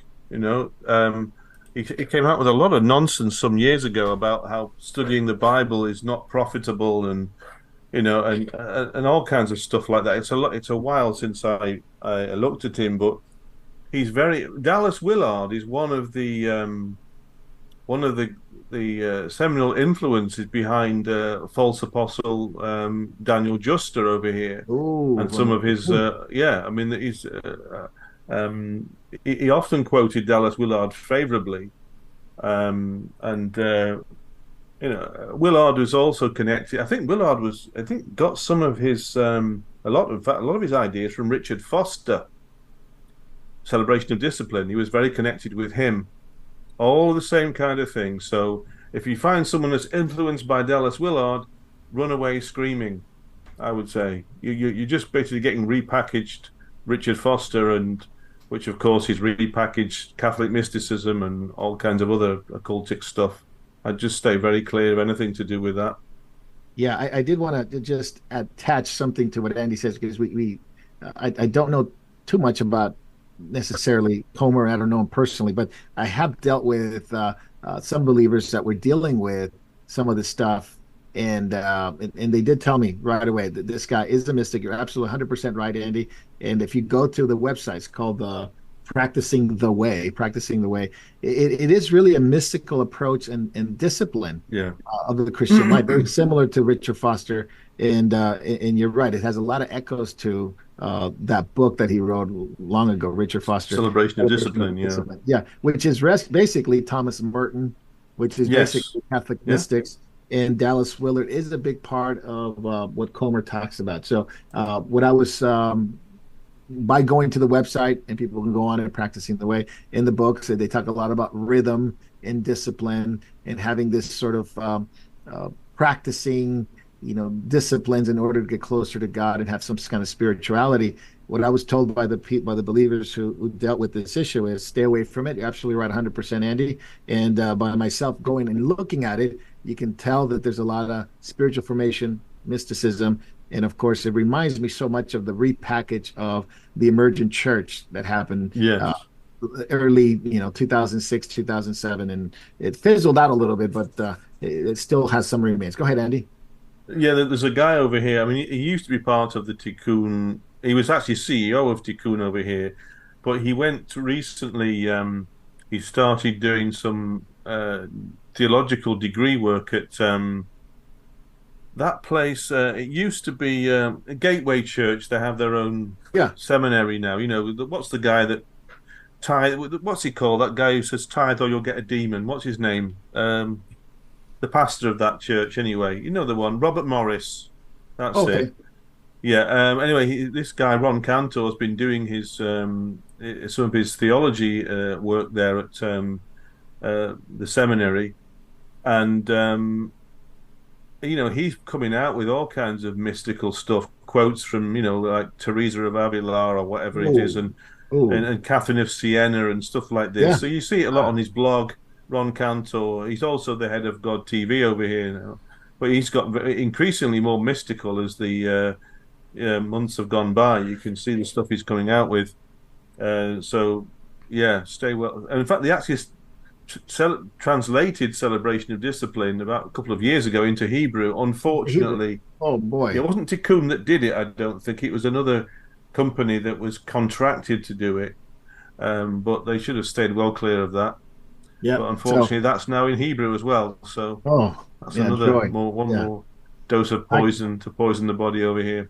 That's right. So practicing the way, no good, and Celebration of Discipline, obviously no good, and some of the stuff is in Tikkun. I did not know that, so that's very, very interesting. Thanks, Andy. Andy, what Bible commentaries do you use, or do you recommend? There are so many. I don't use an awful lot because I have what I found very handy, just because what I do find quite useful are these things are very useful. I find these are handbooks on the Greek text. I really like these very much. They're called actually a pre-commentary because they're a bit more. They help if you like reading Greek. I don't have a lot of commentaries actually because I just don't. I tend to. I use Logos sometimes. The Logos Bible software. I use the online version because I have a Linux system, so I can't. It doesn't run Windows and it doesn't run Mac software, so I can't run Logos as an installed application. So I just use Logos Bible software online, and I do have access to some commentaries there, but I don't use them a lot. Because I just, I just read a lot of Bible instead, or at least a lot, Yeah, very good. So that's. I'm not saying good commentaries are bad. Commentaries are very helpful, actually, sometimes, especially if because they give you access to other opinions about something when you're musing on something. Yes. It's very useful to have them. But they're all. I like the more technical ones on the whole.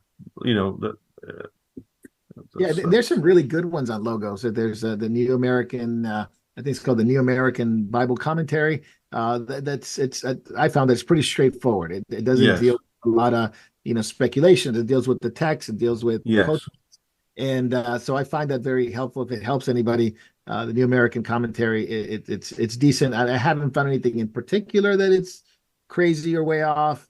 Then again, I haven't read all their books. Because they have all the books of the Bible in a commentary form. But to your point, Andy, it is very technical to a degree. It is made for, pastors and study guide leaders and things like that. But it does deal with the text and how to interpret the text, not giving you the answer like necessarily or their own opinion. It just tells you this is what the text says. This is what is drawing from other scriptures.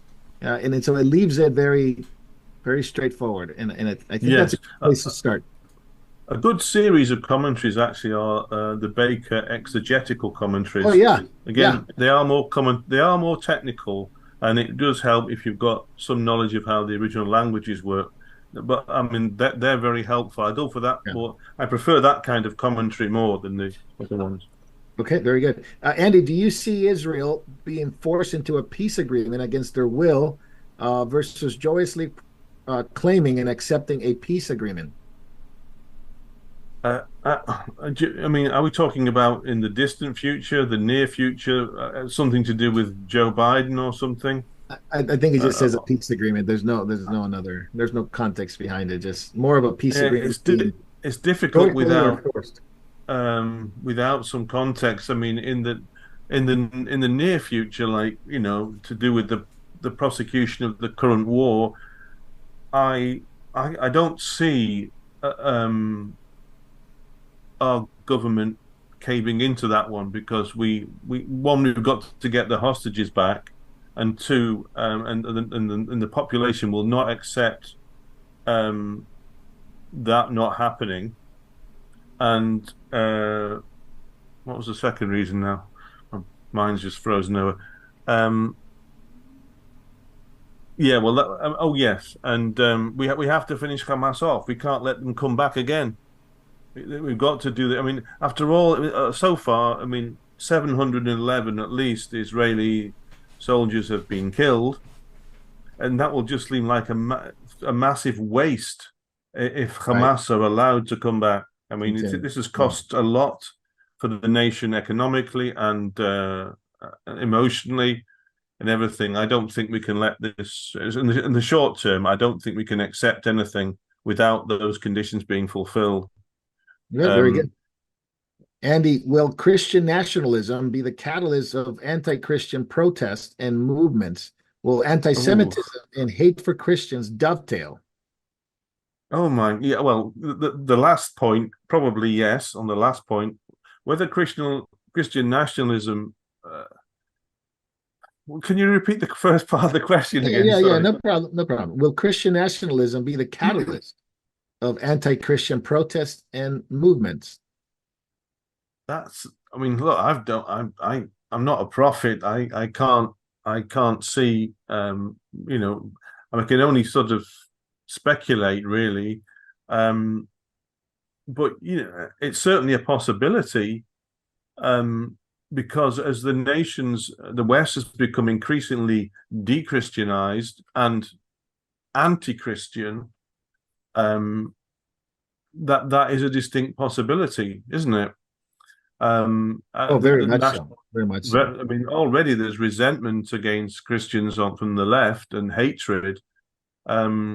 So even nominal Christianity and the kind of political Christianity that Christian nationalism would bring, you could really see that being absolutely loathed and hated.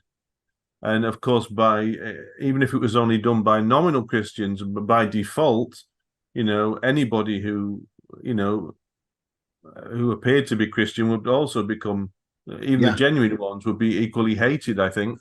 If you watch that movie God and Country by Rob Reiner, I think it was the director, there are a lot of Christians, I mean, they call themselves Christians in that movie, that are against Christians, who really will be considered Christian nationalists, basically those who are against LGBT, those who are against abortion, who love their country. They're painted as, white Christian nationalism as the worst form of being in the world. And these statements are said by supposedly Christians, Russell Moore, Southern Baptist Convention, other Christians on the left, who see their Marxist ideology as being the gospel.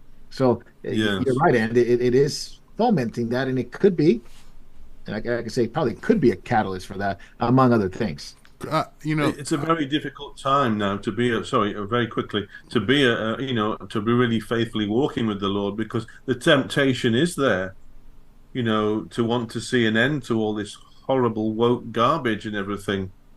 And let's face it, most of us will vote. I mean, I'm not an American citizen, but I can imagine that most Christians will vote for, even genuine believers will vote for Donald Trump, because the alternative is another 4 years of the current clown. Yeah, Jay. I just wanted to, mention, we have to reject the moniker of Christian nationalism as vehemently as we can. Christians are ambassadors of a different country. It's not one of the earth. It's the kingdom where Christ is king. Christian nationalism, we have to expect the world to be the way it is. The Christians in the first century looked at Rome and they saw the complete decay of morality and said, this is the world, this is what we're not supposed to be part of. We cannot force Christian morals nationally in any country. The moment we do that, that is when we become that same stain, and we're going to have to go and flee to Israel at the same time, because that's going to be the only place we can. Good point. Good point, Jay. Yeah, it's come down to that. We'll come down to that. Andy, won't the two witnesses appear around the same time as the rise of the Antichrist? Wouldn't this consideration be a great encouragement, comfort, and blessing for facing each day ahead? Well, that's a long question. Right, the two witnesses, I would place them in the second half of the 70th week. There are a number of reasons for that. And yes, I think part of their function, I think, will be to encourage believers during that time and warn them of the day of the Lord coming, so that they, to protect, to help strengthen them against apostasy, because it's going to be so awful. But also they'll also have the function of calling Israel to repentance as well. The ministry of the two witnesses may be very, very closely linked with that helping to call that remnant of Israel that we see in their ministry may be partly responsible for the 144,000 that we see in Revelation 7. So I think there will be a great encouragement, and we're going to need that. I think in that if we are called to endure that, I think that will be a great encouragement to believers at that time. Praise God. All right, thank you. Andy, did you know that Pope Francis said Jesus' life ended in failure, the failure of the cross? Well, I never. Oh boy, that guy. So, yeah, I mean, I don't think that the scriptures ever presented Jesus's crucifixion as a failure. I mean, it talks in Colossians that he led the powers and principalities captive. Yeah, triumph. In triumph, yeah, and nailed our sins and transgressions that were witnessed against us to the cross. I don't call that a failure. Amen. Well, there's a lot of things the Pope has gotten tremendously wrong. Oh yeah, yes, tremendously wrong, including Well, anyway, I'll just leave it at that. If there are false prophets, Andy, in the last days, will there be true ones? Well, we do know of two, and that's the two witnesses. We don't hear of any. There doesn't appear to be, at least not explicit, evidence of another large scale, of other prophetic ministry that I can think of anyway. But apart from the two witnesses. All right, very good. This is for the panel. So here's maybe the panel. Ask the panel if they think America should take to the gun to get their country back. Israel's defending herself. Why can't Americans fight for her freedom? Because it looks like she's in trouble. What a question. I'll try to tackle this one. All right, go ahead, Jay. Here's what I say. We're called to follow the law, correct? Yes. Especially of the countries and the people that are placed above us.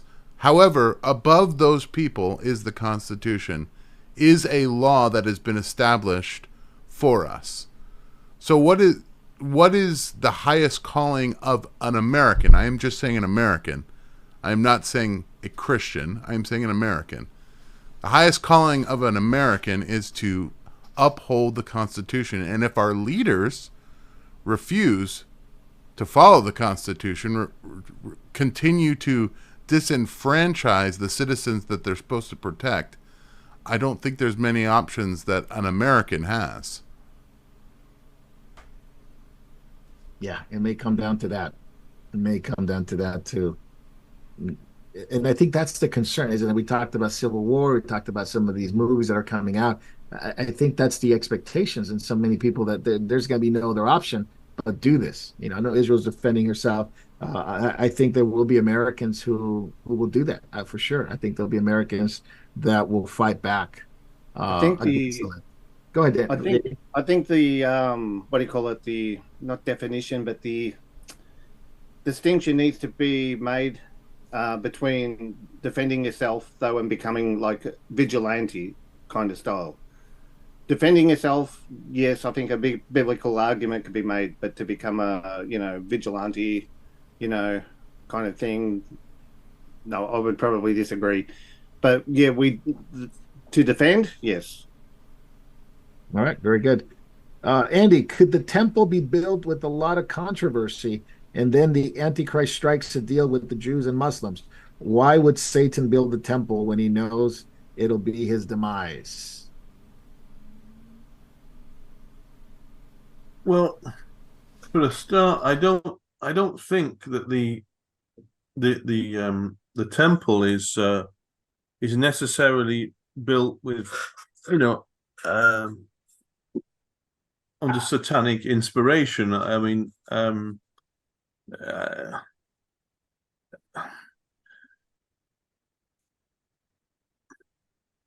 it's something that the Lord obviously permits, but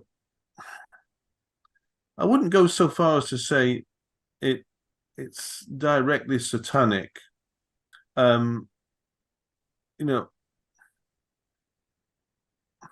The problem, there are certain things like in Daniel 9, where it talks about this deal with Antichrist, but it doesn't say directly that Antichrist is the one who inspires the building of the temple. Only that it doesn't even say directly that the temple comes about as a result of that deal. Now, that's more kind of something that we infer into the text there. I'm not saying that that's incorrect to infer that, just that it's not directly stated in Daniel 9. So, it's probably reading too much into it to say that it's satanically inspired. Yeah, so it's controversy. Will the Antichrist strike a deal, right? Well, it does appear that is the case, but yeah, how directly that deal relates to how directly that deal relates to the temple is debatable. I mean, we kind of tend to think that it's that deal that enables perhaps the rebuilding of the temple, that Antichrist's patronage enables that, and that's what we infer into the text. But that's not 100% certain. It's not entirely impossible that there could actually be a functioning temple before the 70th week of Daniel occurs or begins. It's not entirely impossible. We tend to read the text a certain way because that's what we've learned from often pre-tribulational Bible interpreters. So we need to I think, to have a little bit of an open mind about that. And I certainly think that there'll be controversy surrounding it, because for start, even at the moment, the surrounding Islamic nations won't be too thrilled about the idea if we wanted to do that. I think that to rebuild the temple would require a great deal of national confidence and religious confidence within Israel. We'd probably have to feel a bit more secure. And part of this current process we're going through with the in a sense with Biden's withholding of arms, and it will encourage us to manufacture our own munitions here more and become less reliant on the West. That may result to a sense of national confidence here, which may be a catalyst towards building a temple. You know, especially as the country is becoming more religious over here, it is getting more religious.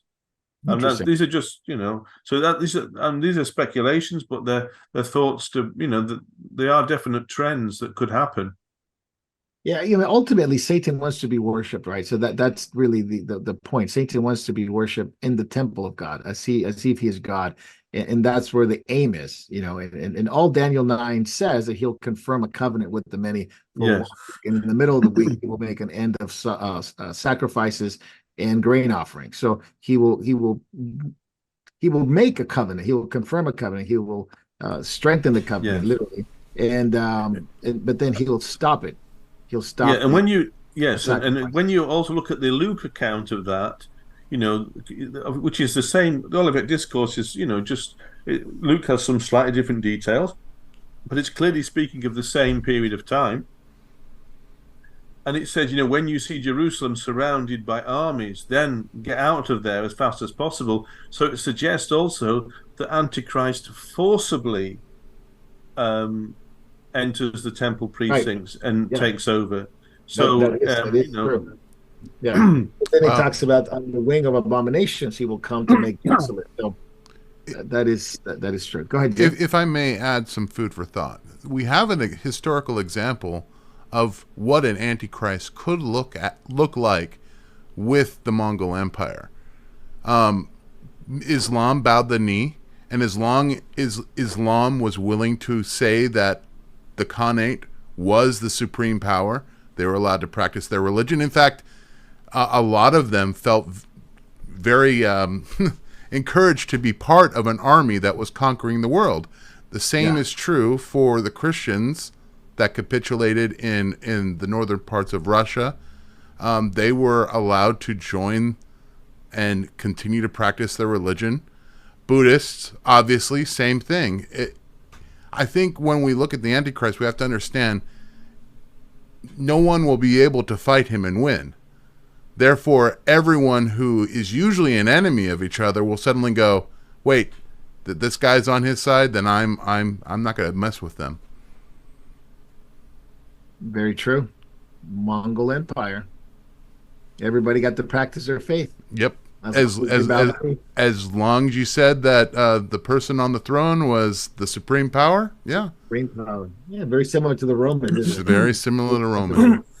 All right, last question, Andy. Here we go. Speaking of Daniel 9, Andy, I have a friend who thinks he in Daniel 9:27, it's actually Jesus, not the Antichrist, and they believe the abomination of desolation has already happened. Where does this come from? Oh.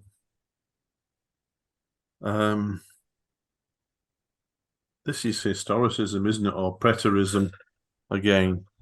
It's the same thing.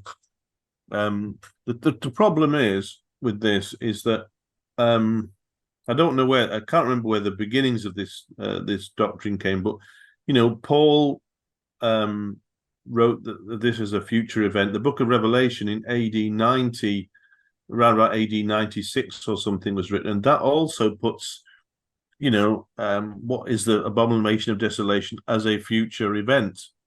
So and of course you've got also the church fathers and the early post-apostolic church also putting it as a future event. So what was the question again? The text of Daniel 9:27. The he who makes a covenant with the many is not the Antichrist. It is actually Jesus. And the abomination of desolation has already happened. So the question is, where does this come from? I think ultimately, let me just get the text up. Actually, it's a while since I've looked at this. Excuse me a second. There we go.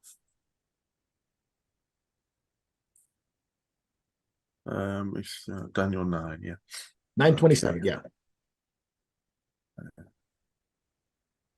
My brain's getting a bit fried now. It's That's the last question, Andy. So I know it's late for you. Yeah, it's early in the morning here now, and I've been away. Excuse me a second. See, we keep Andy up. He won't be. He will say he doesn't want to come back to catching up because we keep him up to. We got to get him to bed pretty soon. There are a number of different opinions about this, actually. Interestingly enough, of course there are. Okay. After the 62 weeks, an anointed one shall be cut off and shall have nothing, and the people of the prince who is to come shall destroy the city and the sanctuary. Its end shall come with a flood, and to the end there shall be war. Desolations are decreed. Shall make a strong covenant with many.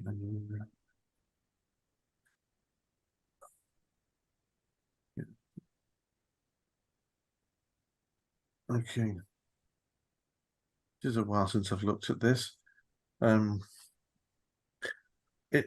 Okay.